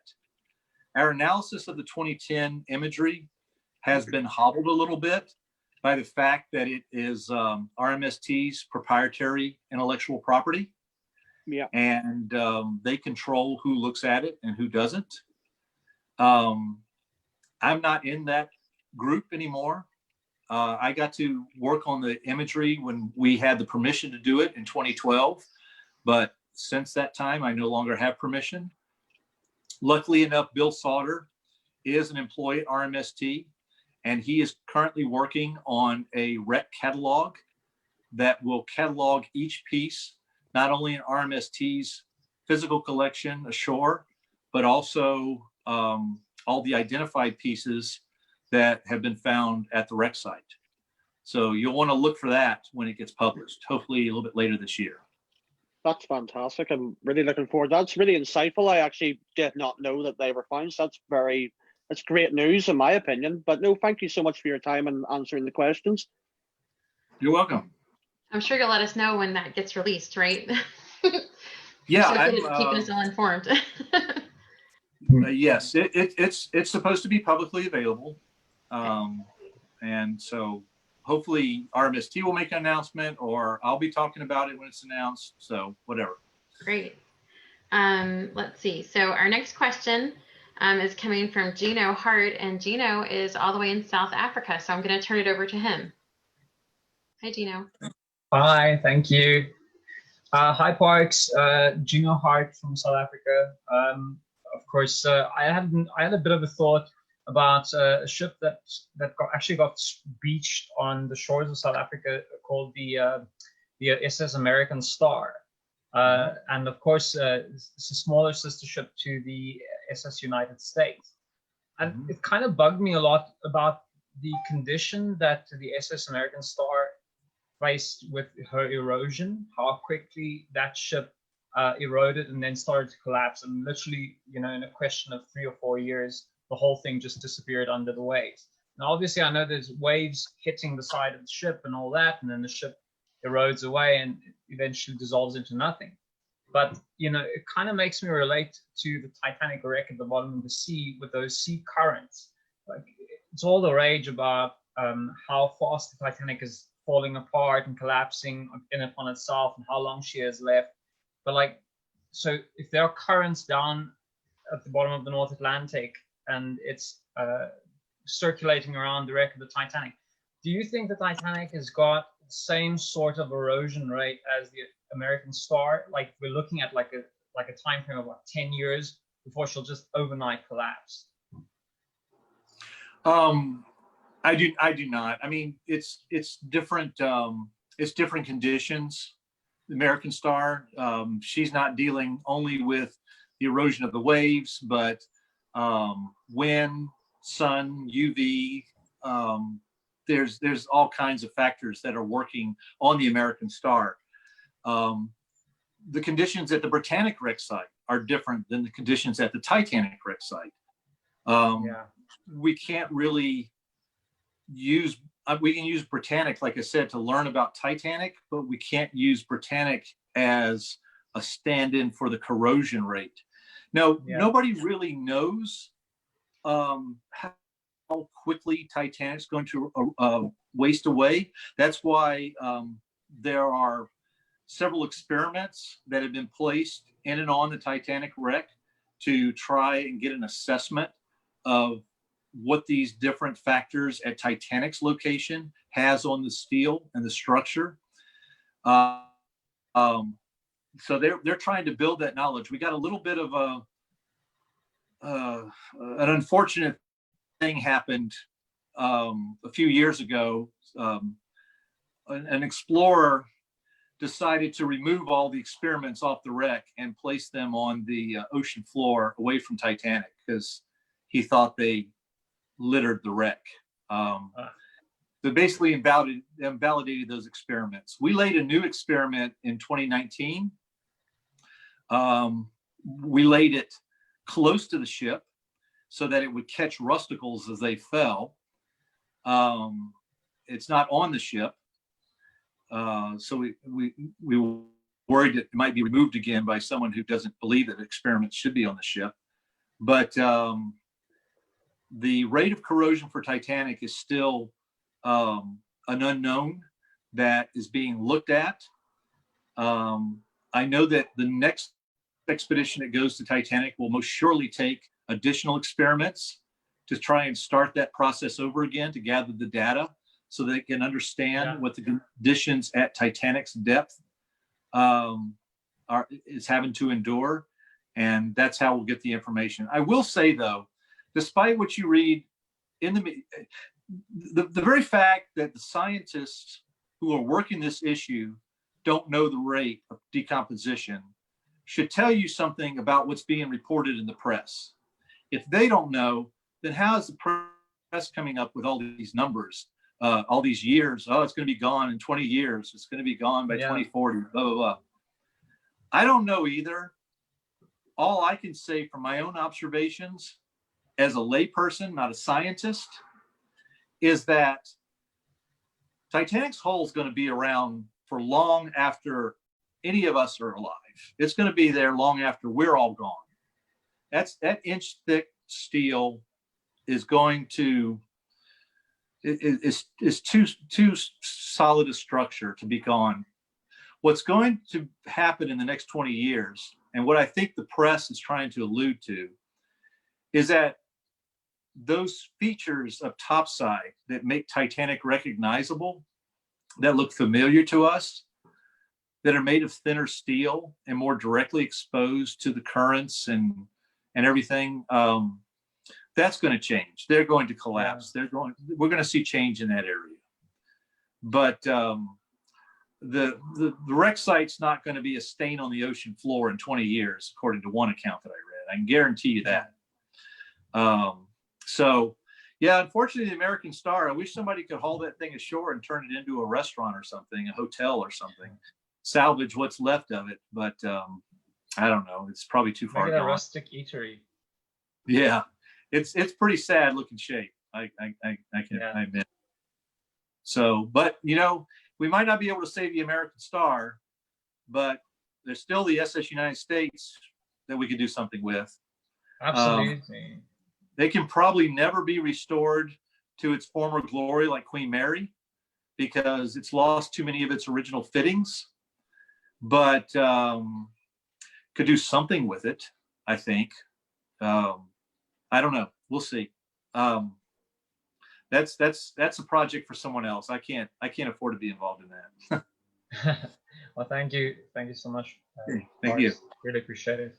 Thank you for the question. Thank you. I think we're going to go over to Jill Collier. Are you able to unmute yourself? Yep, I can. Hi there, Parks. Hi. I just want to say again, thank you so much for your time and for your being here and being so candid, and everybody's in heaven here, I think. So I don't know if you know that I really study passengers, so this is all really new and fascinating to me. So thank you. My question actually has nothing to do with Titanic. I thought I'd give you a break. And I wondered what you do during your free time when people aren't bothering you for questions and interviews, and when you're not diving and thinking about Titanic. Is there anything out there that you enjoy doing when you need a break? Well, along with Titanic, I've had other interests my whole life. Basically, I like mysteries, and I like to solve mysteries. So Pearl Harbor was always something for me, which led to me being involved there and finding that Japanese midget submarine. And I would have to say that probably stands as one of my most proudest accomplishments, even more than anything Titanic I've done, because I actually was able to, with the help of others, I didn't do it by myself, of course, but I provided the vision and the coordination that got a Japanese midget sub identified that I believe now has enough evidence. And of course, the TV wasn't willing to take the risk to go this far, but basically, I can say now that a submarine did get into the harbor during the attack. Two of them, actually. One got sunk without accomplishing much, but the other actually got into its attack position, came up during the middle of the attack and torpedoed the USS Oklahoma, which caused her to capsize instead of sinking to the bottom on an even keel like her fellow other battleships that also endured torpedo hits from the airplanes. So I take a lot of pride in that effort, and I'm also pursuing other efforts right now. I'm intent on finding some of our U.S. Navy warships that were lost during World War II that have yet to be found, and that's the focus of my dives coming up in July. Going to be trying to find those. Titanic will always be, and then there's JFK, trying to figure out that assassination. I'm going to Dallas next week to walk Dealey Plaza. Oh, wow. Not for a particular project. This is on my own time. Amelia Earhart, I think I know where she is. It's not in the ocean. Ooh. So I've got plenty of other projects that I have to keep me busy. But I do need to at some point sit down, stop doing this active investigation, and sit down and document all the stuff that I found. Not that my book's going to be anything amazing or anything, but I just feel it needs to be documented and put out there for consideration for future researchers to either laugh at or build upon, depending upon how they feel about it. I don't feel that TV is a good medium for getting to the truth. TV has money that pays for expeditions and travel, which I can't afford. So I have to, that's why I've been involved on the TV side. But I would not want the TV stuff to be my legacy, because the truth is never really coming out of the TV. They've got stories to tell, and they've got stories to tell to an audience that aren't Titanic enthusiasts. Yeah.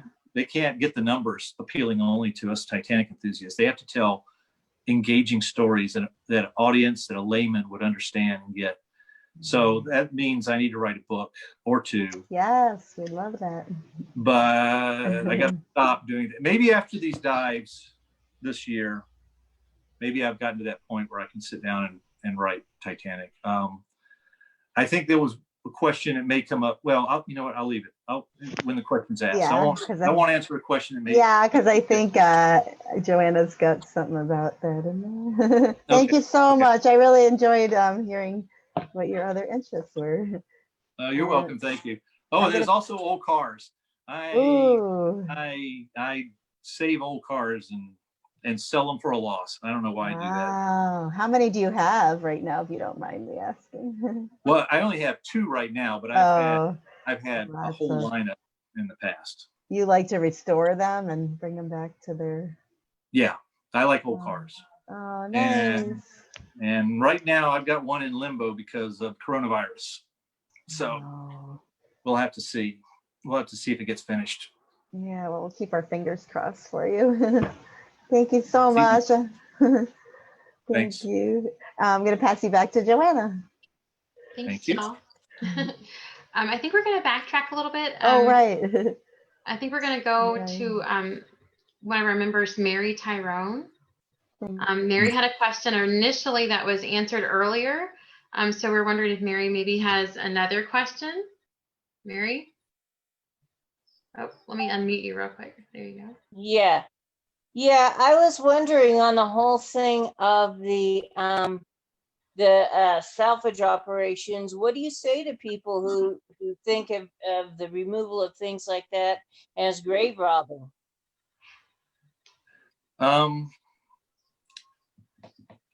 Well, like I said,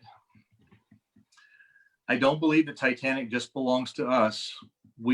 I think we who have the luxury of having the wreck here have responsibility to save some of it at least. We can't bring the whole thing up.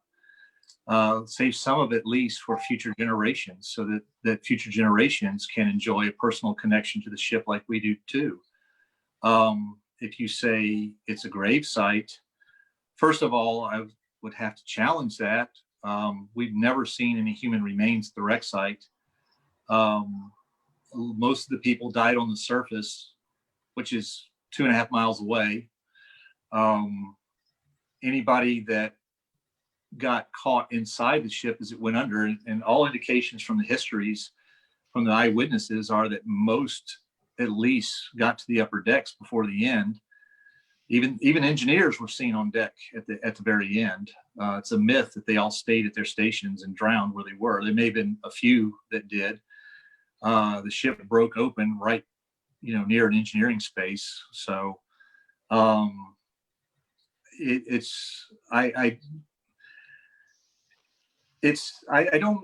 don't know how to go up against the grave robbing aspect. I've never met an explorer who has not treated the wreck. I'm making caught in a double negative here. I have never met an explorer who treated the wreck disrespectfully.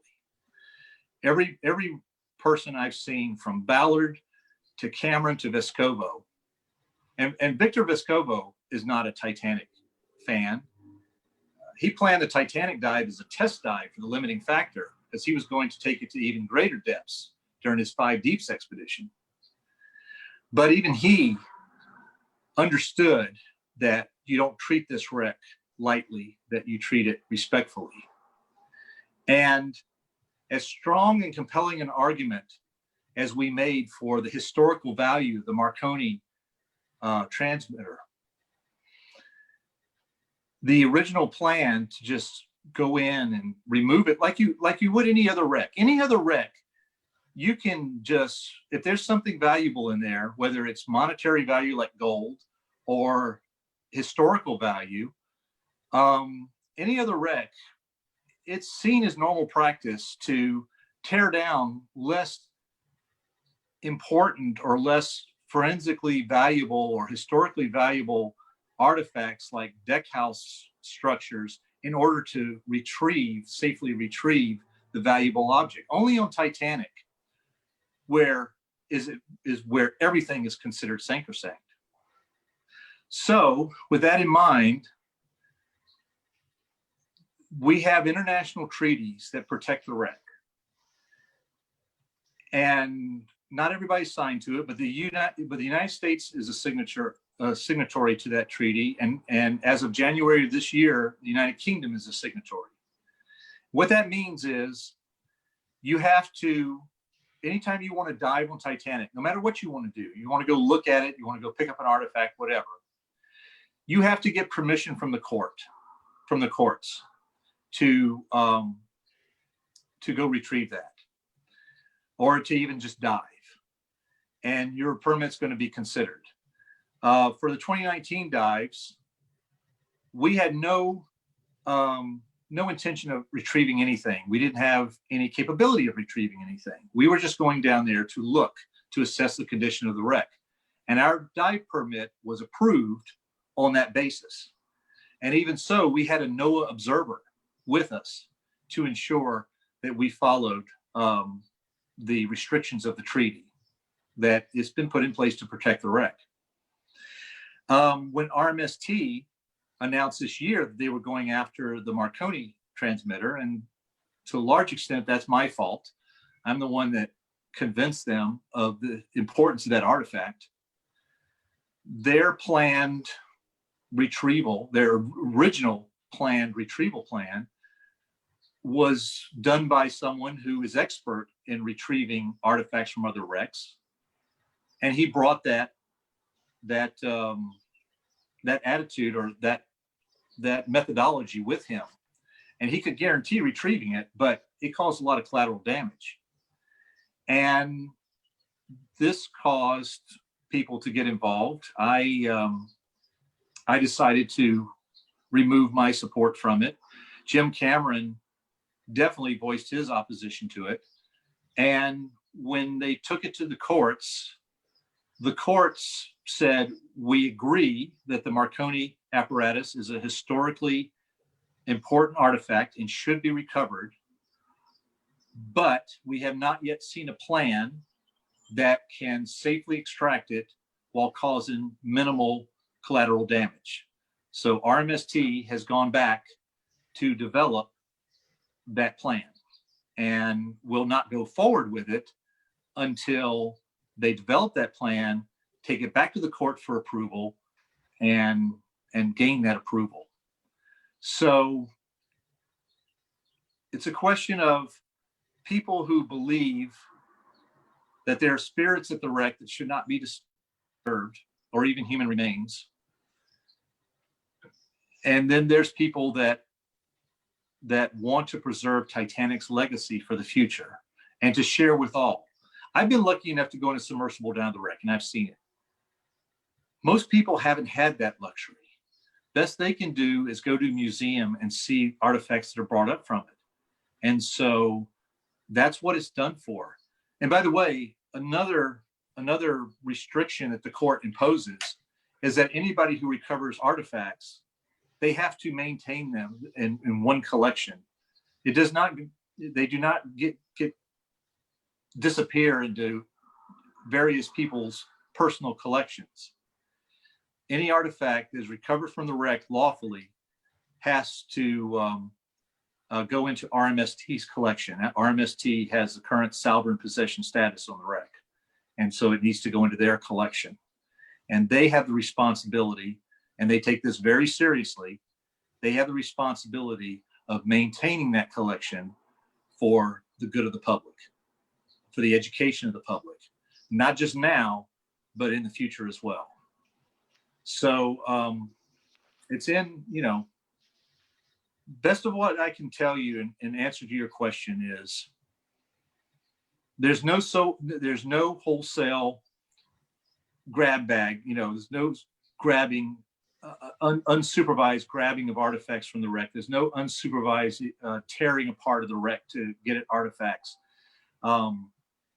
There's a balance between respect for the people who died aboard the ship and the need to share actual artifacts from the ship with the public who don't have the luxury of going down and seeing it for themselves, or in the future, when there is no more wreck or recognizable wreck at any rate, for them to see. Thank you. I think that's eased the minds of a lot of people, or hopefully answer a lot of questions. I hear that a lot, as a Titanic enthusiast, people ask that. So thank you. That is a lovely answer. I have a question, and this will conclude like our regular questions that we had already pre-formatted. Then we can, if you still have time for us, maybe take a few extra questions from the group that's here assembled now. But Sure. my question involved what are your current or future plans or projects having to do with Titanic? Do you have any future hopes? Well, you already mentioned the book, which I think Nick DeWitt and I are going to be fighting over the first copy of that, by the way. But just wondering if you have any other plans to go on another dive or any expedition if you're given that opportunity.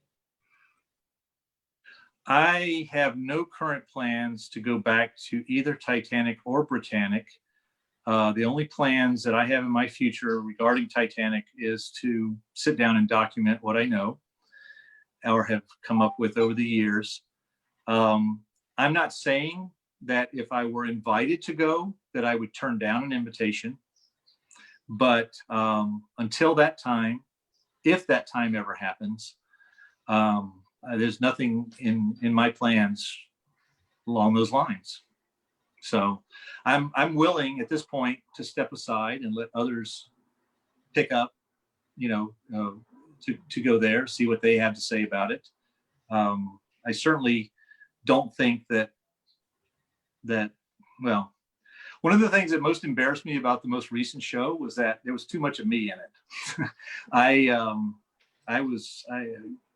People laughingly called it the Parks show. Yeah, it was too much about me. There were other people on that expedition, Victor Vescovo, who put the whole thing together, who made it all happen, who put himself out there on it. He deserved way more exposure about his part to play in it. The crew at Triton Submarines are just great. They built a fantastic vehicle. I felt safer in the limiting factor than I do getting in my car and getting on the roads. No fear whatsoever going down the depths in that vehicle. So many more people that have a play in this. So many other people's work that I have built on to build my store of knowledge. I've leaned very heavily in the past on Ken Marshall and Bill Sauter. The three of us, I think, make a top-notch analysis team for the wreck. I love working with those guys, and it's like I said, it may be time for others to go and add their perspectives, dimensions on this same kind of information. Maybe I can learn from them as well. Thank you. Well, we hope to see more from you in the future on Titanic, and like you said, cannot wait for the book to come out. We're going to hold you to that. I'm going to message you like periodically. I'm like, are you done with your book yet? It's going to be a while. Trust me. Don't even think of this in terms of months, and maybe not years. In a year or so. It's going to be years before this happens. Okay. If you still have time, we have a couple more questions from some people who are here in the group. Are we okay to go a little bit longer, or do you need to go? Okay. I'm locked down with coronavirus. There's no place for me to go. We're all just kind of like in limbo here. We don't have anywhere else to go either. So, I mean, why not just enjoy each other and our love of Titanic? So I'm going to read this to you. This is from a Shy Book Club member, and it kind of coincides with what you were just speaking of a few minutes ago. It's a little controversial, so if you don't want to answer it, that's okay. Okay. It says, let's see. There are rumors that during the 2019 expedition that the sub hit the Titanic and may have damaged the railing. Is there any truth to that? I know you mentioned a little bit about it in your group, in your Facebook group one time, but the news kind of seemed to take that and run with it. So does the truth kind of lie in the middle somewhere? No, it is true. Every expedition that I'm aware of has accidentally hit the wreck at one time or the other. People need to understand how dangerous it is to operate around the wreck. Those currents can throw your submersible in unexpected ways. It can be powerful. It can be shifting during a dive. We fought against it. My whole dive with Victor, we fought against the current, and to the point where we exhausted our batteries. By the time we got to our ascension point, we had lost half of our batteries, and we're about to lose the remaining. Luckily, you don't need batteries to come up. But anyway, the current did at one point during our dive push us down the starboard side of Titanic at the railing level, and Victor did his best to keep away from it. Those who know the wreck know that back aft on the forecastle deck, well, where that anchor is, and a piece of bent mushroom piping, there's railing that has collapsed and is hanging out about 90 degrees away from the ship. It's hanging out. The current was blowing us down that railing side, and Victor was doing his best to keep it off, and he hit that railing that's sticking out. After the dives, he had to go back to the court and show that footage that the cameras of the limiting factor caught to the judge. And we didn't see it, didn't feel it. The cameras caught it, and the cameras showed that the railing vibrated, kicked up a whole bunch of silt that had settled on it and did not fall. So did it damage the railing? It's still there in where it was before. It might be hanging a few degrees lower than it was before, but it had already fallen 90 degrees. When I heard that we had hit the railing on the dive, I asked, did we knock it off? And we went and looked at the footage, and the footage showed we did not knock it off. The other one that was reported, that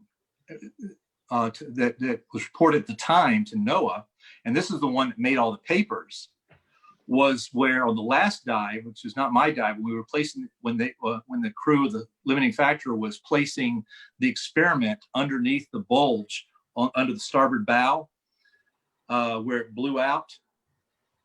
They needed to place the experiment underneath the curve of the bulge so that when rusticles fell, they would fall on the experiment. When they went to lift off, they hit the shell plating, and it caused a rust smear on the limiting factor, but it did no damage whatsoever to the hull plating.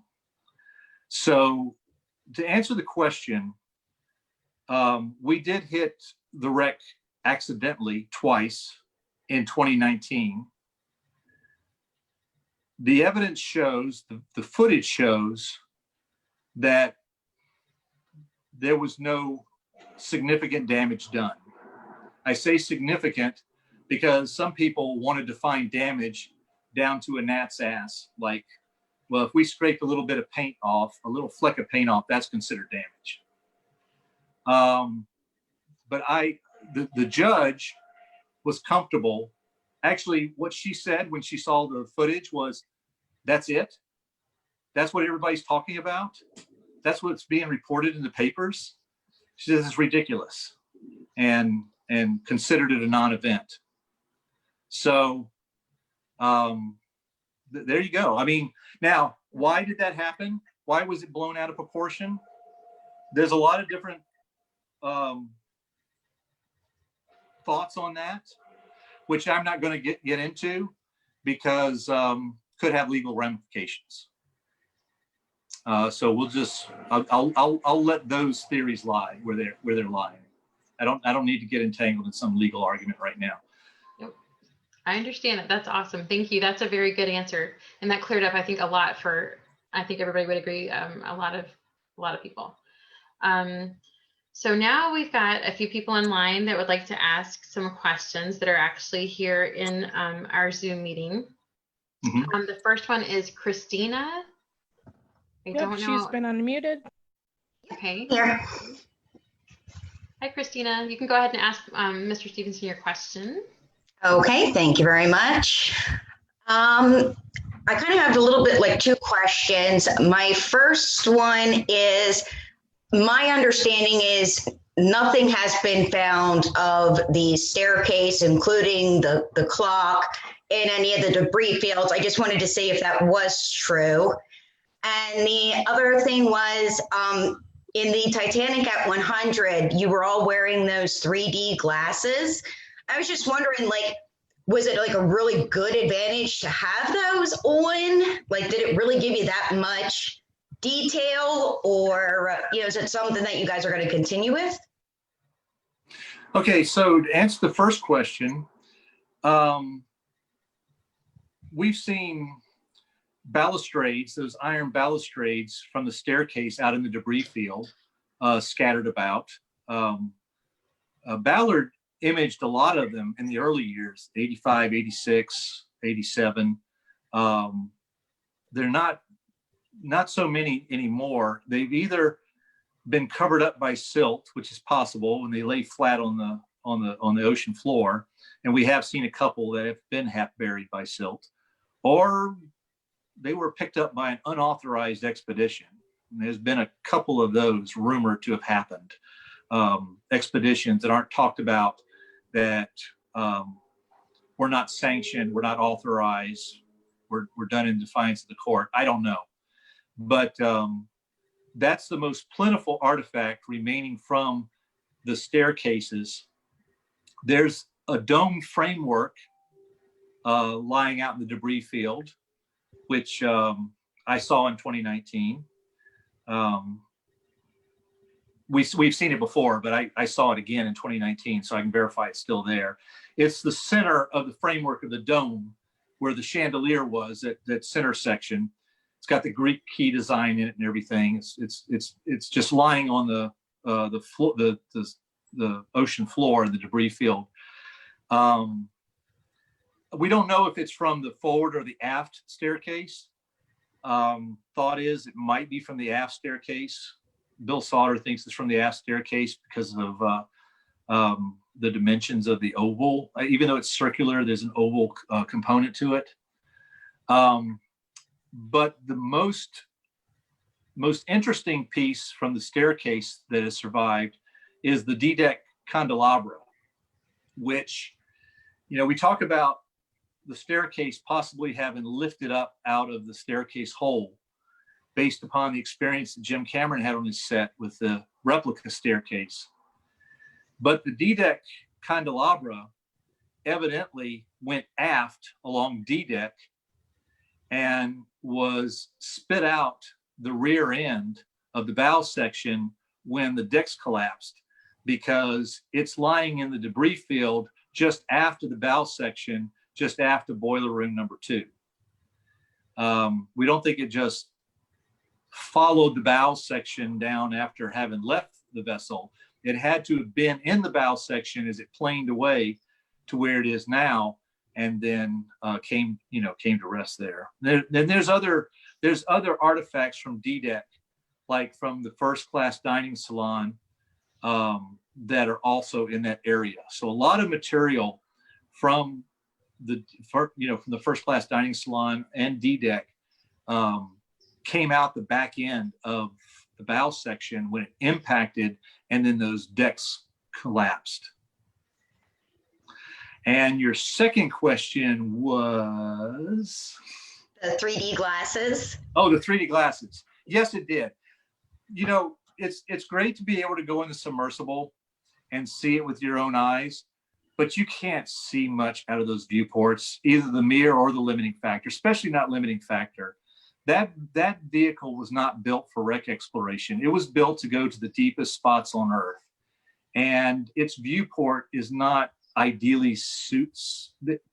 There's one viewport that's straight down that I got some use out of because I could look straight down. But the one in front of me, I had to bend over and up and look out, and then everything was distorted. I couldn't see around my glasses, so I'd have to take my glasses off, but then I couldn't see without my glasses. So I had, most of the time I put my phone in the viewport and looked at the wreck through my phone because it was the best way for me to see it. The best way to see the wreck is in the high def imagery that the cameras collect.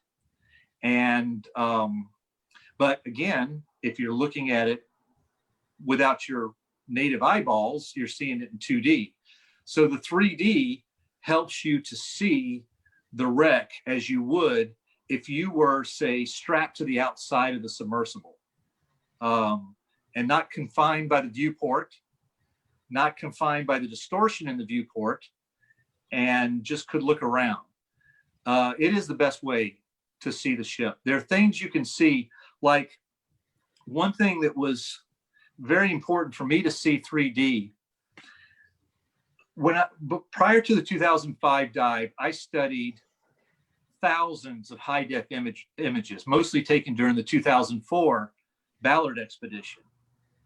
And I studied. So I made sure that I could see, could recognize landmarks and where I was on the ship when I was down there.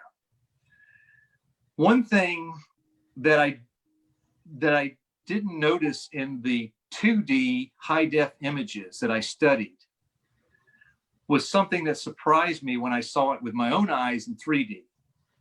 And that was the forward fiddly grate on the starboard side where Lightoller had claimed he was standing when he saw Murdoch during Murdoch's last minutes. In his letter to Murdoch's widow, Ada, he described Murdoch working to launch another boat at the #1 boat station when the water overtook Murdoch and the crew and swept him overboard.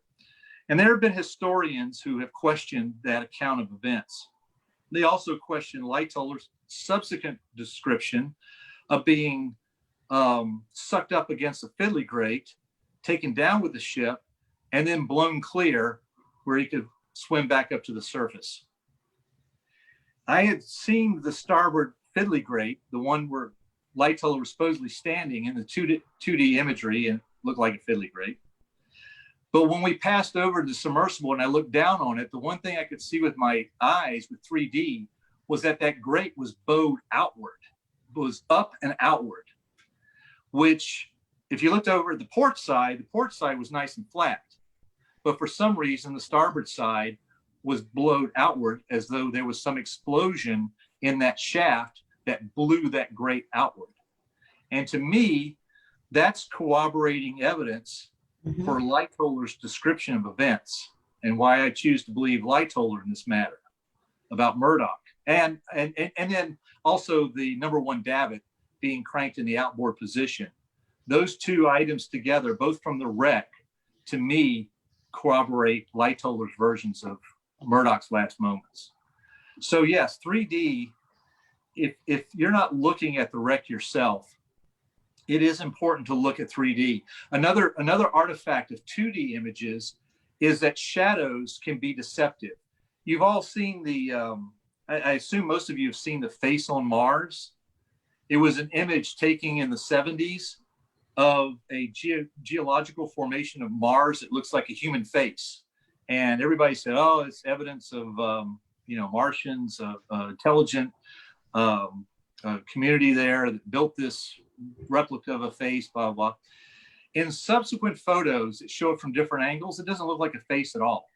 It's just in that one angle, in that 2D image, it looked like a face. And you can see the same thing in the Titanic wreck. if you can't see something in 3D, the shadows that your light is casting on an object can be deceptive. And you really need 3D to get the true nature of some of these artifacts, some of these objects that you see down there. Very neat. Thank you. That was a great question, Christina. Or 2 questions. Let's see. Next, we're going to move to our friend Michael Standard. Michael, you can go ahead. Hi, Parks. How are you? Wow, you have an echo. Yeah, I've got a bit of a reverb here. Sorry. Michael, you need to turn one of your devices off. So decide which one of those you're gonna, because I think that's what causes the. Okay, what do I turn off? The computer or? Well, which one are you? Whatever you're looking at right now, keep that one on, unless. Just all you have to do is click mute on one of your devices. You don't have to turn it completely off, but just.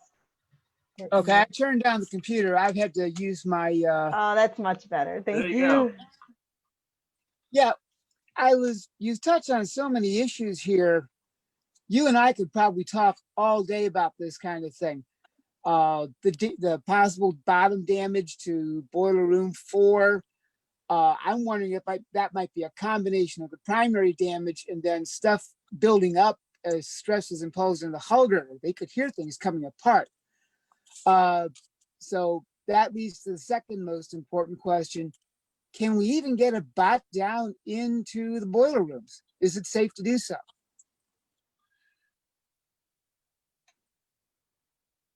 I think where there's a will, there's a way.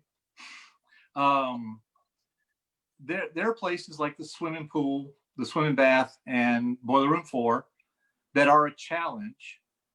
But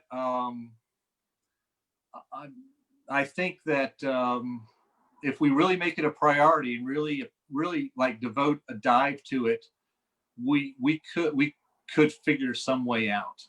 I mean, like getting to the swimming bath, that's been considered. The watertight doors that are closed outside of the Turkish bath make it seem impossible to get to the swimming bath, but there may be a way to thread a route through the laundry and come in that way. Maybe going down a funnel shaft, getting into one of the ventilation shafts and coming out a fan room. I don't know. We won't know till we try. But you also have to have, in order to get to those difficult to reach places, it's got to be a high enough priority that you can devote a dive to it, or maybe 2 if you encounter an obstacle, if you encounter failure. Dives cost money. Each dive is precious. And so you're naturally going to want to go toward the targets where you have the best return on your risk there. And the reason why the swimming bath hasn't been gone into right yet is because there have been too many other places to go to see that we had a better guaranteed way to get into and could devote a dive to than a more difficult one like the swimming bath.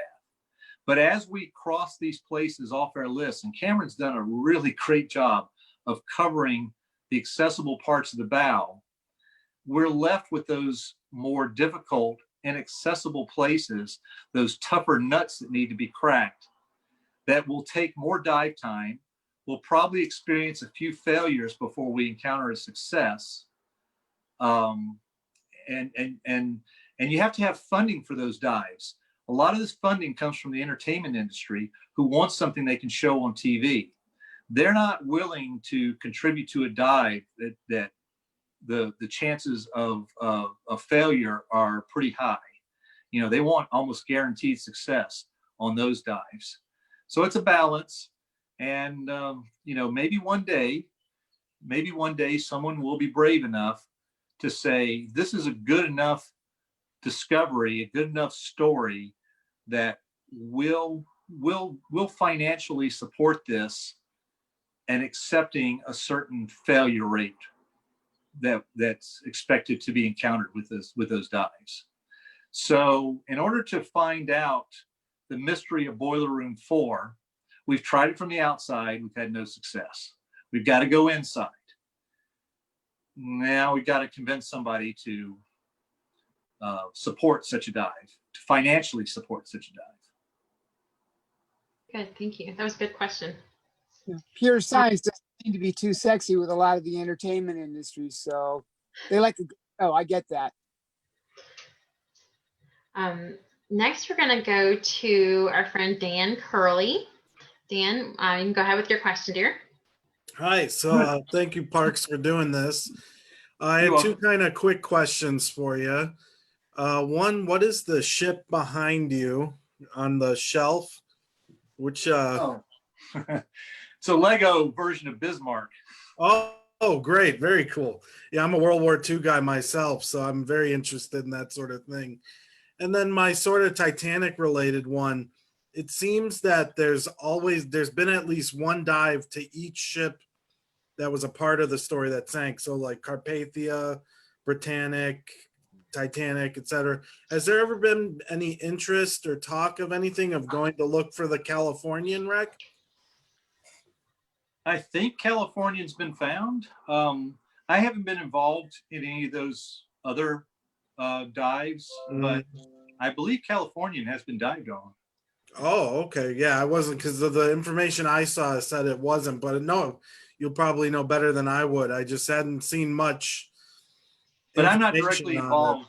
I'm not directly involved with many of those other dives. Titanic's been enough for me. No. Understandable. Thank you. Thanks, Dan. Those are awesome questions. Let's see. Next, we have Milos. Milos is from Serbia. He may still be in the group here, but I think he's just in with his video and he's not able to communicate. I just unmuted him. He doesn't have a way to talk. His question, I wrote it out for you, Joanna, in the document. Okay. So here's Milos's question. He said, when did you meet with Ken Marshall and the other Titanic researchers? Well, like I said, I retired from the Navy in '95, and right about that time, the internet was becoming a thing. And there were Titanic discussion lists, which I signed up for. I met a couple of people through those lists, particularly the Sauter brothers, Bill Sauter and his brother Eric Sauter. And they lived in the LA area, I believe.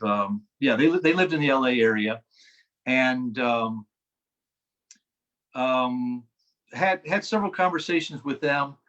And they said one day that, and I believe this was in, I forget, it was 95, 96, somewhere around there. They were coming down to San Diego, where I lived, to attend a benefit for the SS Catalina, which was a steam ferry that was half submerged outside, I believe, Ensenada, down on the Mexican side of the border. And they were trying to raise funds to salvage that vessel. And Bill said, if you like, I can introduce you to Ken Marshall and Don Lynch there, because they'll be there promoting it as well. And in fact, Ken had done a painting of the SS Catalina, and he was selling prints of that to help raise money for the Catalina. And that was where I met Bill and Ken and Don. And it was years later, after the movie came out, when I had been doing a bunch of research with the Marconi company, trying to reconstruct the Titanic's Marconi apparatus, of which there was little knowledge of. Even the Marconi company didn't have much on it.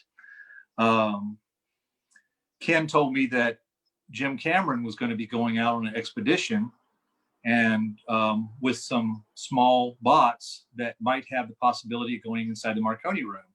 So Ken arranged for me to go meet Jim and show him the results of my research there. And that's how I met Jim. And luckily for me, Jim found the silent room, and everything that I had given Jim told him exactly what he should be, what it was he was looking at. He was able to recognize what it was and what the components were based on the research that I gave him. So that made me part of Cameron's team. That's how I got onto that team. So again, with Jim Cameron, if you prove yourself, then you're part of the team. But that's how it worked. Met people online who introduced me to others, and I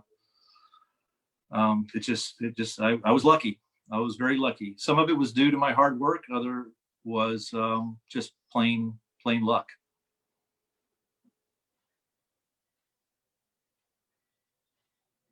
And, I believe Jill's next. Hi, it's me again. I'm asking this question for Sarah. She had two questions. The one was answered already, but her second question is, do you think going to the wreck, saving up the money, because it's what, $100,000 or something like that, and she wondered if that's worth it, for somebody who really wants to go see it. I don't know. I mean, I can't afford to go to the wreck. I couldn't. I have to work my own passage. I'm not so much in favor of the tourist dives, but then again, I don't call the shots. If it's approved by the courts, then it's okay, I guess.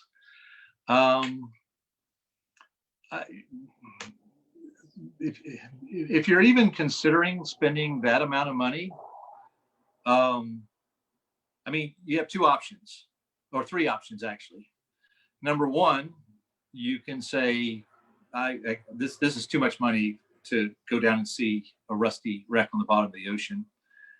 Or number two, you could send that money to me and I'll come over to your house and explain the wreck to you if you like. And number three, decide whether that's worth it. Did we get cut off, or am I still talking? I got it. Don't worry. Keep going. Yeah, okay. Somebody accidentally screen shared. Okay. Well, so it's a personal thing. I cannot answer that question for you, is what I'm saying. If the opportunity presents itself and you have the money to pay for that kind of dive, it's up to you. I'm not going to stand in judgment of anybody who has the means and the ability to do it, because I'm someone who didn't have the means or the ability and depended upon others to give me that means and ability. So yeah, thank you so much. I think a lot of people, wonder. I know if I had $100,000, I'd buy a nice house or something. But I would love to see the wreck also. So I would start to pay off my debts with it. Yeah. Thank you. Marianne's next. Hello. Hi. I can't see you, but I'll just say, oh, there, I see you on a little screen. I'm from Kalamazoo, Michigan. I'm not very far from Lake Michigan and Mackinac City and all that. I know you went up to Grand Hotel, and I think I offered to be your secretary. But I have a two-part question. The first one is, if you had unilateral control over salvaging, and you could choose to go down and focus on one area, what would you choose? And the second question is, what do you say to people when they say the ship was defective and that's why it was sank? Okay. Well, my first question is going to be pretty obvious. I would go after the Marconi transmitter. I fully believe that is the most historically and forensically important artifact that we have yet seen at the wreck that could possibly be retrieved. Okay. The Turkish bath is a beautiful place, yes. But it's so deep in the wreck, I have no idea how you could safely retrieve from the Turkish bath. We left a bot down there in 2005. It died, and it's too deep to recover. If you're going to recover anything from the Turkish bath cooling room, it should be the bot that we left in 2005 with a big Discovery Channel logo on the top of it. Somebody in the future will see that one again. That's what I would retrieve. and then go down the list from there. I don't think that Titanic was defective in the least. Neither do I. So I'm glad you said that. Go ahead. I think she was well built. We've seen evidence that the designers knew where the structure could be weak and added reinforcements that don't show up in the plans. We see these at the wreck site. We see reinforcements, deck level reinforcements at areas where you would expect the ship to be weak. So they did a pretty good job without computers and computerized testing and all that good stuff, prototyping and building this ship. I don't attribute any part of the disaster, and I'll be very clear on this. And this is where I'm coming from my 1912 perspective. Got muted somehow. From 1912 perspective, I don't see any fault with the ship, and I see no bad decision made by the crew. Unfortunately, Titanic, in my opinion, looking at it from a 1912 perspective, not a 1913 or later perspective, that Titanic is an example of doing everything right and having it all go wrong. And that's how we learn, because sometimes bad things happen when we do the right thing. And I think I have not found any design or decision made by Titanic's builders or crew that can be pointed at saying that's the reason for the disaster. If you can point to things and say disaster happened because of that, but that's with hindsight. Right. And that's after you learn from that and you changed your rules. Yeah, there were a lot of rules that changed after Titanic disaster, and rightfully so. But those rules were not in place, and people made decisions on the rules of that time in a world where there had been no Titanic. But then Titanic happened and created a whole new world. So yeah, it's one of those things, unfortunately, where you can't point a finger at any one thing and say this is wrong and that's why the disaster happened. I really appreciate that. And we actually have the same interests as far as Amelia Earhart and JFK and everything like that. So if you do get further in that, I would love to see one of these Zoom meetings with you on that subject as well. Thank you so much. Oh, you're welcome. Compare the ballistics and forensics of Kennedy's head wound to the caliber of bullets fired, and you'll find a disconnect. See, yeah, I agree. That's all I'll say about that. Interesting. This is a Titanic call. I know. Those are great questions, Marianne. Awesome. The next one we have is from group member Terry Bay. Yep. Mm-hmm. Hi, Terry. Hello. Hi, my question. Actually, I had two, but you answered one of them. I wanted to know the status of about the court case with the Marconi, but you answered that one. Well, my question was, I would like your explanation of why the Lusitania sank so fast. That's another disaster, and I'm not an expert on that. I have superficial knowledge, but I have not looked into Lusitania in the same depth that I've looked in Titanic. So I don't think I can give you an answer any more than what you probably already know.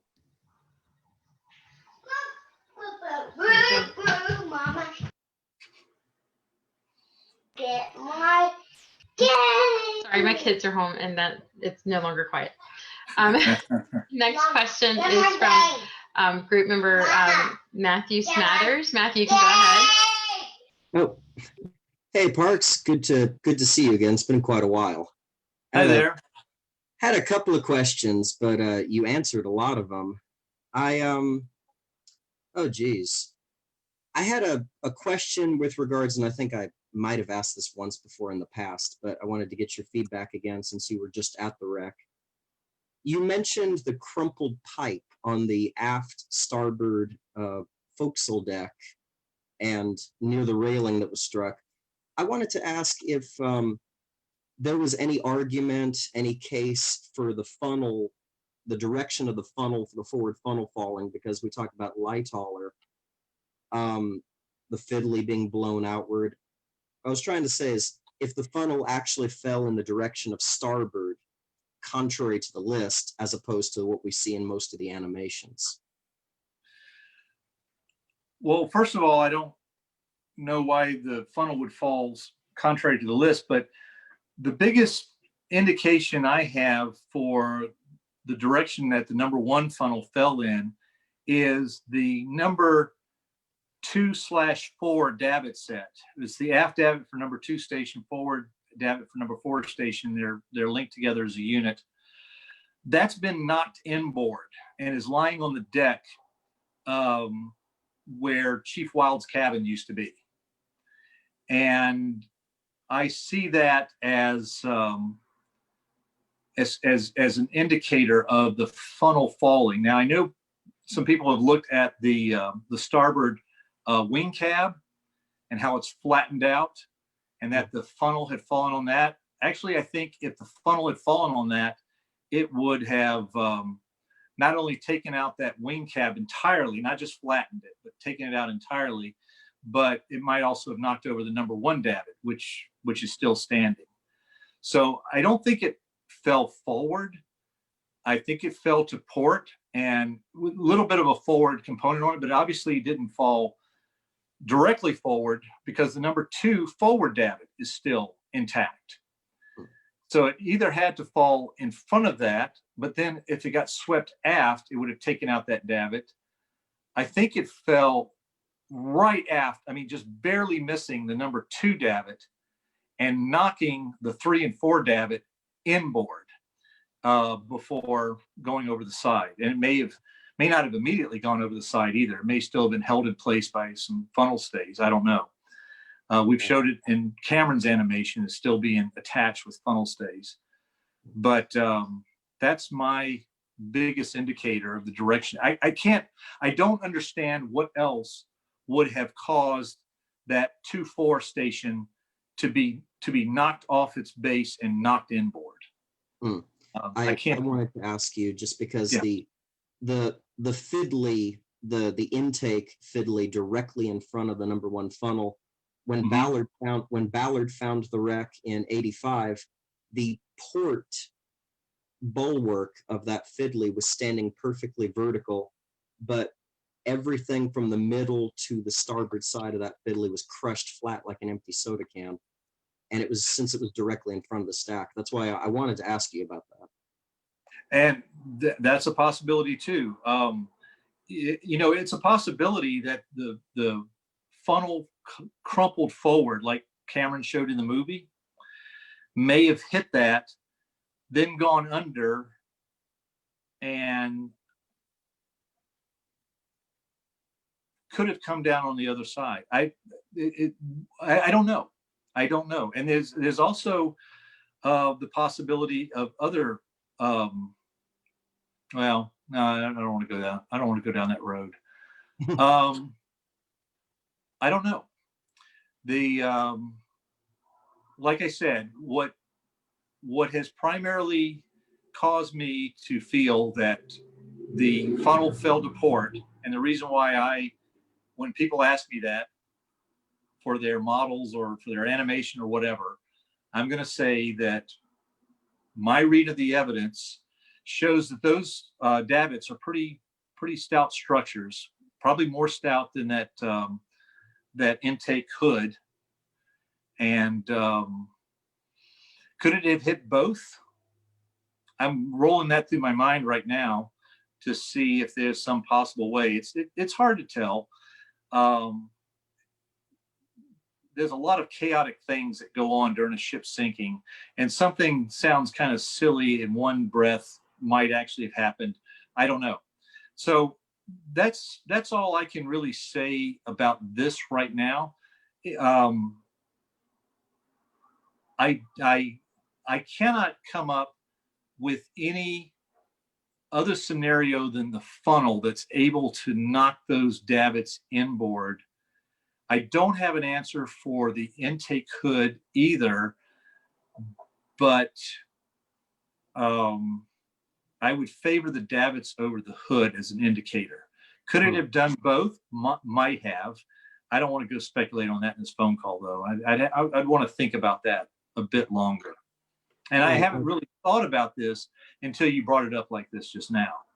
So I'm thinking through it, and I don't have an answer right now. I'll continue to think through it, see what else I can come up with. But right now, I have to admit that I'm more influenced by the davits than the hood, is what I'll say.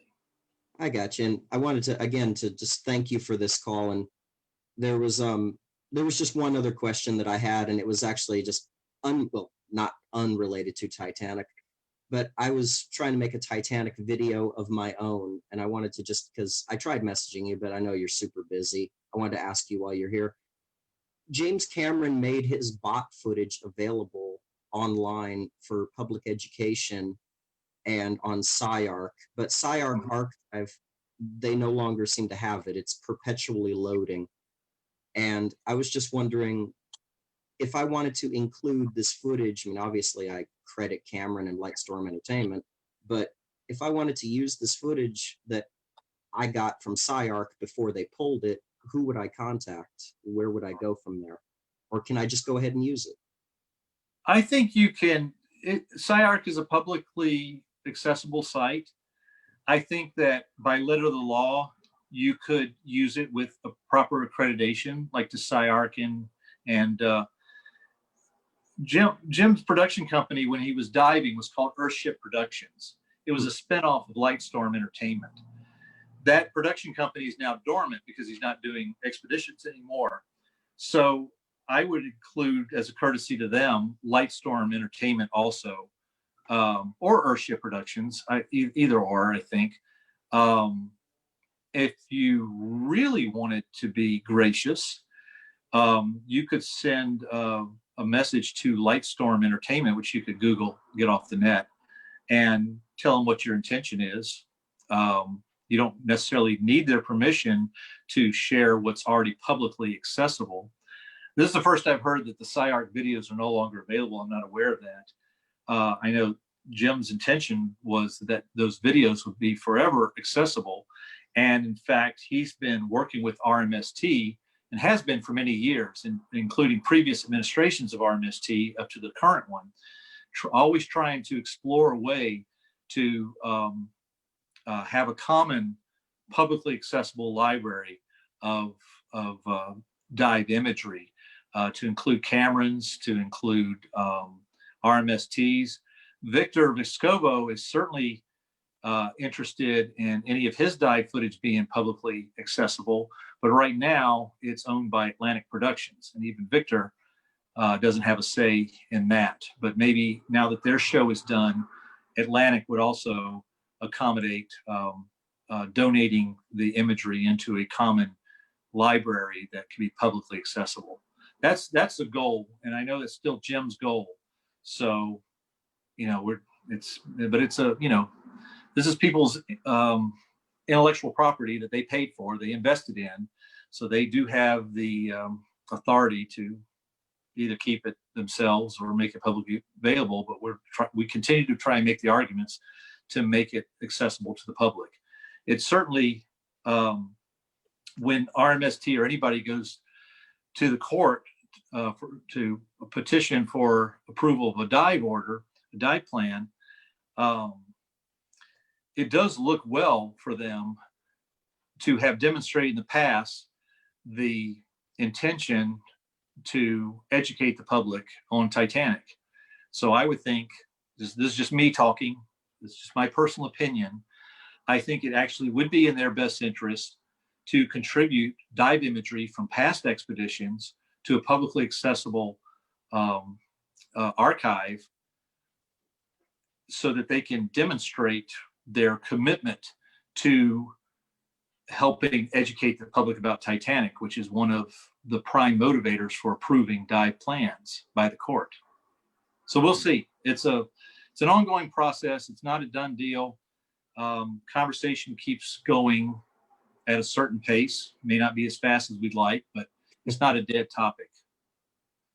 All right. I thank you, Parks, for answering my questions. And again, thank you so much for taking the time to come to the book club meeting. Oh, you're welcome. And let me just say to everybody, my Facebook page, Parks Stephenson, is my private page for family mostly in close friends, and it's kind of my refuge away from Titanic. So I don't accept Titanic requests to my personal page, Parks Stephenson, and I don't answer any messages sent to that one. But I have Parks Stephenson Titanic set up as another page. Please, if you want to send me a message, go there and I will answer them there. I'm not avoiding anybody in particular that approached me on my private page, but I don't want to start a conversation there because that usually just leads to, I don't want to talk about this anymore here. You know, it gets nasty, so I just don't answer them. Don't take it personally. It's not directed toward anybody. You want to contact me through the Titanic page, and that's Titanic only. I will answer those questions there. Great information for everyone. Thank you. Okay, I think we've got 2 more questions. Unless anything else gets added. So the next one, we're going to go to our friend Dave Gardner from New York City. Hi. Hey, Dave. Hello, everybody. Well, yes, thank you, Parks, for being with us and talking to us. And thank you, Joanna, Jill, everybody, for helping run this whole thing. Really appreciate that. Thank you. And thank you, Parks, for also addressing an unanswered, unspoken question of mine about the stern and the propellers. Thank you. Now, here in New York City, the terrestrial weather typically goes from west to east. Now, my question is about the currents during dives. Now, I would think that you would attempt to dive upwind and maybe go towards the wreck. But my question is there a constant direction to the currents down there? Do they vary? I mean, does it always go west, east, north, south, anything? Yes. I think generally speaking, the currents flow northeast to southwest, but they shift, and I even saw it in my most recent dive. They shifted during the dive. At one point, the current was pushing us away from the wreck, and we were going full throttle trying to reach the wreck and making hardly any headway. Next thing you know, it's turned around and it's pushing us at the wreck. It's pushing us toward the wreck, and we're having to do everything we can to keep away from the wreck. So the currents can shift in a short amount of time, and they can shift dramatically, like 180 out. Like I said, the answer to all of your questions is yes. What they try to do is, prior to a dive, they have these landers. And these are kind of the navigational beacons, and they're also got baskets on them, where if we were going to recover artifacts, you could go dump an artifact in this basket and it will come up with a lander. The landers go down first, and they're tracked on the way down. And where they land will tell us a bit about how the currents are running at the time that the landers were dropped. That's a good guideline, but experience tells you that the currents can shift between the time that the landers hit bottom and you hit bottom. So, we do the best we can. We navigate off the landers. They're down there with a navigational beacon on them, and the surface knows where they are.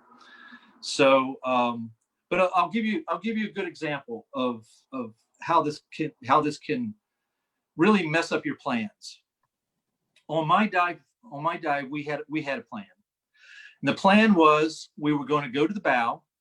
We were going to do down the starboard side, up the port side, over the top from bow to stern. Then we were going to leave the bow. We were going to go to the tangle of davits in the debris field, which was just kind of a waypoint. It's a very significant looking artifact, and it would show up on sonar. And I wanted a good image of it. This is a tangle of all of the davits from the starboard side forward group of davits, except for the number 1 davits that's there, and the base of the number 7 davit that's still sitting outside the gymnasium. But the rest of them are all together in one group. We were going to go from the tangle of davits to the stern. We were going to do a 360 around the stern. Then we were going to go to one of the boilers. And then from there, we had to go to the Guggenheim piece, which was important for the show. And then we were going to ascend. That's not what happened. I already mentioned earlier that the currents were such that we landed too far east of the bow. We landed 500 meters to the east of the bow, and we had to spend an hour. We had to spend an hour to get to the bow. I remember that. Then the current took us down the side of the wreck. It wanted to take us down the side of the wreck, the starboard side of the wreck, but we had to drop an etch test that Lori Johnston had designed on the bridge area in a clear area to be picked up on the following dive. It was only meant to stay on the wreck for one dive. And then we were hoping to get a close view of the captain's bath because we hadn't gotten one up to that point. We knew the roof had collapsed, but it was a very poor imagery, and we needed better imagery. And that none of that happened. The current, like I mentioned earlier, it wanted to throw us into the bow. We slightly contacted the forecastle area. We got up over the bow. I was worried about the number 1 davit. The current kept wanting to push us into that. We had to drop off the etch test, and that was successful. Go out again to try and avoid the number 1 davit, but it kept pushing us in. By the time we got around the number 1 davit, we wanted to go in toward the captain's bath, but the current was pushing us aft and out. So we had to basically ride that down the starboard side, got a quick look at the Marconi roof, down past the gymnasium. We were at that point supposed to go down to the ocean floor and cross behind boiler 2, but it didn't work that way. The current carries around the end of the bow section at a higher level, which is how I got to see the lounge roof. But unfortunately, none of our cameras caught it. At that point, we had wasted so much time at the bow that we decided not to go up to the port side. So we went ahead and took a bearing down to the tangle of davits. As soon as we got away from the bow, everything settled down a little bit. Evidently, we were caught in a lot of turbulence with the currents hitting the bow section, and we were caught in that turbulence. It was all Victor could do to keep from hitting the bow section and continuing us on a course that we had somewhat planned. Once we got clear of the bow section, it seemed to be quiet down. So we're headed out on our bearing toward the tangle of davits, and we're seeing random artifacts here and there, floor tiles, fan, a couple things like that. And time's going on. We should have gotten to the tangle of davits by now. So we called up to the surface for a navigation check.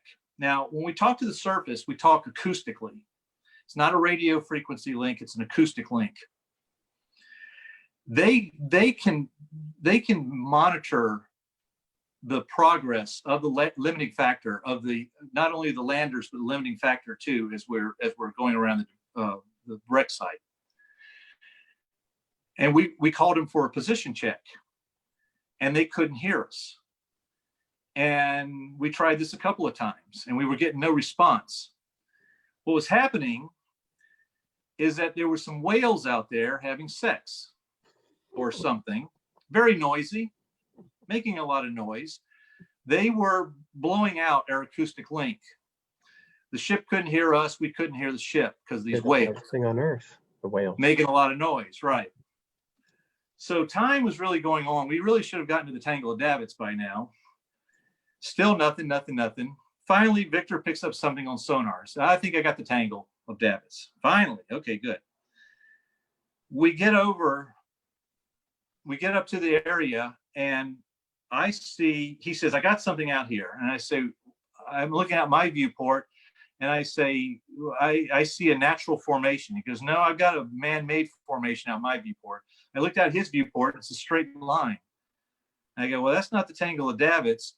You know, we'll go over it. He goes over it. I look down to the bottom viewport, and I'm seeing red, and I'm seeing hull rivets. And I go, oh, crap, we're over the double bottom. We're 500 meters or more out to the east of where we should be. We had no idea. Oh crap, there goes the dive plan. There goes the stern, there goes the boiler. Can we get to the Guggenheim piece? That's important to the production company.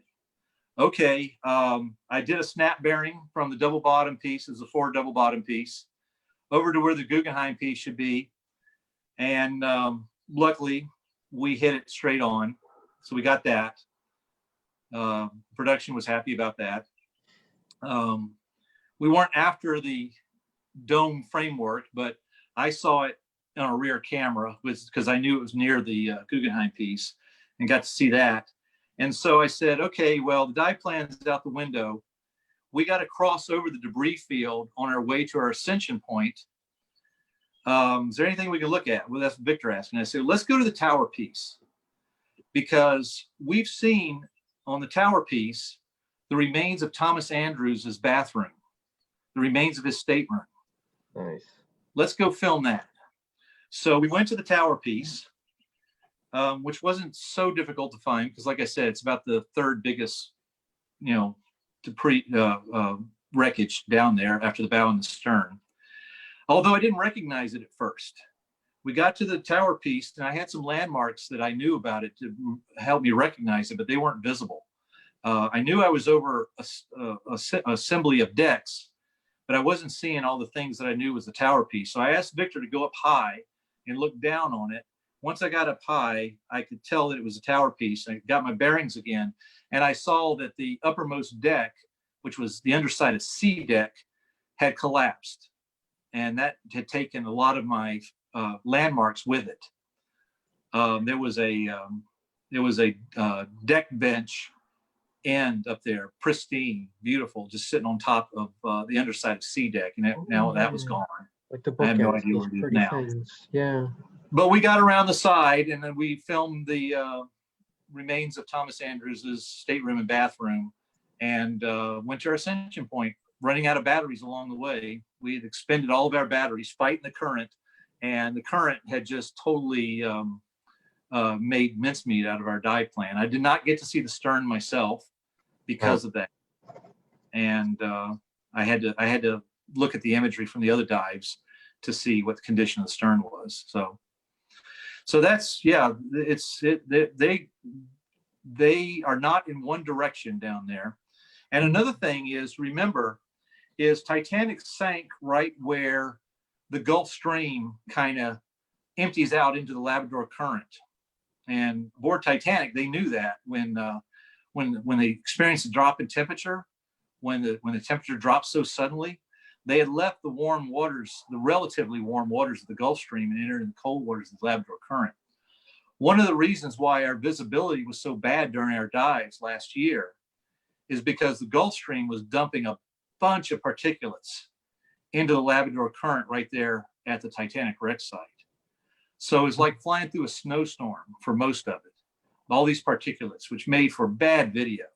It's one of the reasons why the video quality was so poor on a lot of our imagery, because of the dirty, well, I won't say dirty water.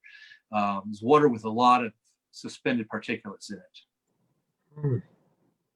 Wow. Well, thank you, Parks. Thank you for your time. You're welcome.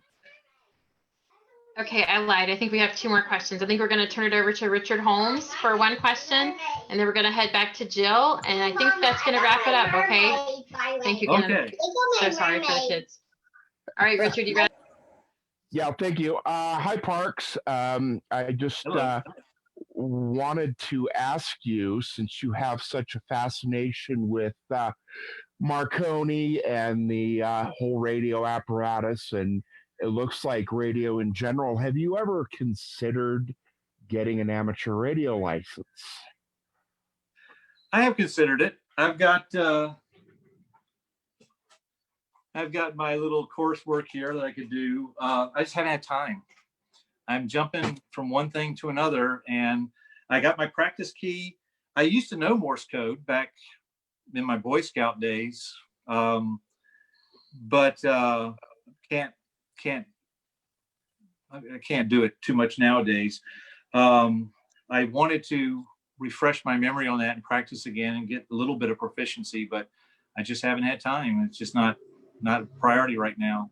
Well, Morse code went away. You don't have to have code anymore to take the test. And I went from 0 to extra in 20 minutes. So that was on my bucket list. And I just wanted to say I built a Marconi, a replica of the Titanic's emergency transmitter in junior high when I was living in San Marino. It's just a suburb of Pasadena. And I knocked out a reception of a Rams game on a Sunday afternoon for a 2-mile radius. And that's what all the kids at school were talking the next day. So, yeah, I do have an appreciation for that whole era of communication and Marconi and everything else. So I appreciate your passion for that. Yeah, it's interesting, and I would like to learn the Morse code, even though it's not used anymore. We had a guy out on the pressure drop, Victor's ship, who was an amateur radio, and he had a key with him, and he had friends who he communicated with Morse, even though they're not required to. He still has his friends out there, fellow fists, who he could communicate with. So yeah, it's interesting. It's a lost art, but it's good to know. I think I just, like I said, I have to have time to get into it again and, you know, devote my attention to it. So, well, maybe one day, maybe when I retire.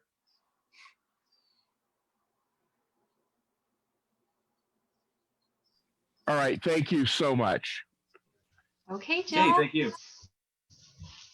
Okay, I wasn't going to ask you anything Titanic, but I thought I'd ask you something I asked Dr. Robert Ballard the other day when he did his live stream. But I also wanted to mention that someone in the chat there was wondering, would the Marconi equipment work when it came up, or is it really just going to be like an artifact? Or obviously we don't know, but it was really exciting when the whistles came up and they were able to blow them. Well, you know, I've corresponded with the Antique Wireless Association. I'm a member of the American Antique Wireless Association. And we can bring several components. We can't bring the entire transmitter up with us. Some of those components, you know, like the transformer is a big galvanized tub of oil. That involves hazard material when you're bringing it up. There's also acids involved, but the heart of the transmitter is a motor and an alternator, and these are old, you know, old style motors and alternators. And the spark discharger is a metal disc with metal. I don't want to not. Oh God, brain fart. Anyway, the contacts across which the arc jumps. The term is eluding me right at the moment. Electrodes. The electrodes are metal. We could bring up the condenser bank, but again, those are zinc plated glass sheets and immersed in oil. These become problematic when you're trying to recover them. We may only need to bring up, if we could bring up the motor, the alternator, and the disc discharger, we would then have the decision. Do we leave them as is, leave them original, or do we restore them to working condition again? And the feeling is they could be restored to working condition again. You would have to replace a lot of it. There may not be much of the original remaining when you're done. And so, you know, you have to make that decision. I think what would really happen is they would recover it, they would clean it as best they can, but not try to alter it to restore it to operating condition. What you can do is with the recovered artifacts, you could make, like they did with the whistles, the funnel whistles, you could make duplicate copies of them. People say, well, then why do you need to bring it up? Go to the Marconi Company archives and get the diagram. They are none. There is no surviving set of Titanic's design in existence today, except possibly within the wreck of Britannic. Wow. But other than that, we would actually need the original set to build a replica, an absolutely accurate replica. And as much as it's fun to speculate about hearing Titanic's voice again and all like that, it's more important, like I said, to bring that artifact up so that we save it for posterity. And then you can go from there. We might, you could build a replica of it today from the recovered artifact. Well, you could build a replica of it today. You have no idea whether it would exactly replicate Titanic's or not. You could recover Titanic's set, you could replicate that and have pretty good confidence that you've replicated the original Titanic set. Then the third option is recover the set now.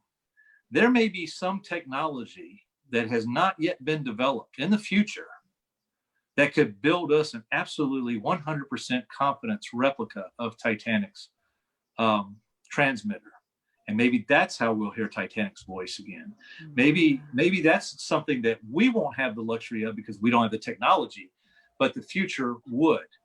And so again, we go back to my original argument about recovering that set now before it's lost forever. No, thank you so much for answering that. And then my question was, so Dr. Ballard had talked about going down and painting the wreck to preserve it longer. I asked him this last week when he was on, he actually got caught up into talking about how it was done, but not necessarily whether he thought it's still something he was interested in doing. But I wondered if you had heard about that and what your thoughts are about it. No, it's impossible. I'm sorry. You cannot paint the wreck. Let's say it was technologically feasible to paint the wreck. Now we go back to one of my earlier points. You do that, you will suffocate an entire ecosystem. Ooh, good point. You will have a mass genocide of life forms that have claimed that wreck now as their home. Right. And they're not humans. I mean, maybe we can assert our privilege as humans to wipe out other species, but I wouldn't be advocating for it. That's a really good point. Thank you. Thank you so much. Thank you. And can we put it on view so he can see everyone? I don't know if he'll still be able to see it since he's on his phone, but let's see. Let me see if I can call up the gallery view. Hold on. No, I just get a list. I don't get a view. no, I think if we unpin you, you might be able to see. But I think Richard has to do it. I gave him the master control. What are we trying to do here? We're trying to unpin him so that he can see everyone when they're saying goodbye and stuff. So he'll get all the faces instead of. We are so appreciative. I think it's he needs to go to the gallery. Yeah, I don't. He needs to go to the gallery view on his phone. We can't control that. Oh, okay, but I think I just wanted to unpin him, but I see he's not pinned anyway or spotlighted. So Yeah, I don't have the ability to see the gallery on my phone. Sorry. Okay. Well, I would just wanted so maybe everybody could. I'm gonna unmute everyone. Oh my! Do you want to say anything, Does Parks, before I open this up because it's going to be really loud? Well, thank you all for having me. I appreciate it. I hope I gave you some interesting information. And like I said, if you want to talk to me, but not abuse it, unfortunately, there's some people who want to send me a message every hour. I can't answer. I cannot answer those questions. I'm sorry. I got to take you a little bit at a time. But I try to get to everybody eventually. If they come up on my Titanic page on Facebook. And we'll reiterate that with our group too, just to remind people, for people that haven't heard, because people might be having those same wonders too. Oh, I'm writing Parks and he doesn't write back. So I appreciate you explaining that. I do have one other request. Okay. Please don't make me your personal researcher. You can find out some of these things yourself. Yeah. And when I get questions that can easily be found in a book, I don't want to be a crutch. I want to encourage everybody to learn about this ship themselves and derive their own conclusions. Right. Good point. That's a really good point. Don't ask something that can be. What did you say? We can't see Parks at all. I think Yeah, there's a red light. I think he's got something covering his phone. But He's the color of the anti-foul. It looks all red for some reason. Maybe. Yeah, that shifted, and I don't know what happened. It's not on my end. Oh, okay. Well, we want you to see us, and I'm gonna unmute everybody. So just be aware. But I'm gonna give everybody a chance to say hi. They all should start popping up on to your screen when they. Maybe you turned off your camera accidentally to turn it to the other side. No, did nothing. I don't think his camera's off because we have that red. So there are currently 28. His camera is reversed, switched backwards. No, his camera is still on from here. It's not muted at all. Yeah. And I have nothing red. Backwards, maybe. All I right. thought that There are maybe 28 members in there. If you guys all want to take turns of saying a quick hi. Yeah, I'll take a screenshot and send it to him. I have no idea how to do that. That could work. That could work. Yeah, that's what I do. And everyone that speaks up right now will show up highlighted. And can you see us as we take turns, Park? I can see. I am seeing you. I see the red on the camera, but it's not coming from here because I don't have anything red here. All right. How about Sarah? You say hi. Hopefully you'll pop up. I hope I don't sound too tired. Maybe I could. So much, Park. Thanks so much, Park. That was awesome. Yeah, thanks. Thanks, heaps, Parks Stephenson. This is a true privilege. It's a hell of a privilege. Absolutely. Yeah, thank you all. It's been really awesome. Thank you very much, Mr. Stevenson. I'll be having a drink on you this evening. Thank you very much. There It you was an absolute go. honor and a privilege. Cracking around. Nice job. Thank you from Pittsburgh, Pennsylvania. Thanks, heaps from Christchurch, New Zealand. Thanks Thank you, for Parks from the UK. Hi, bye, and thank you from New York City. Thanks for also from Pittsburgh, Pennsylvania. Thanks, Parks. Thanks, Park. Now go stretch your legs. I think this was like 3.5 hours. Yeah. Well, Very seriously, fellas. Good lord. Thank you for San Diego. And I'm going to go have lunch now. honor. Yeah, there you go. Me too. I skipped lunch. It's like 4:30. So did I. Again. Dinner time. I had my caramel corn again, though, Jill. And this group, you guys, Zoom is going to be open. So if you just want to hang out, chat with each other, enjoy the room. Cool. That's good. But And thank you so much, Parks, for your time. Okay. We really appreciate Thank you very much. Thank you. Thank you, Parks. Thanks, Really Parks. appreciate it. Thank you. Bye. Thank you. Bye. Appreciate it. Goodbye, sir. Bye. All right, I've got to go myself because clearly I slipped through this and I do not want to be a cranky guy. Okay, I'm gonna step out. I've got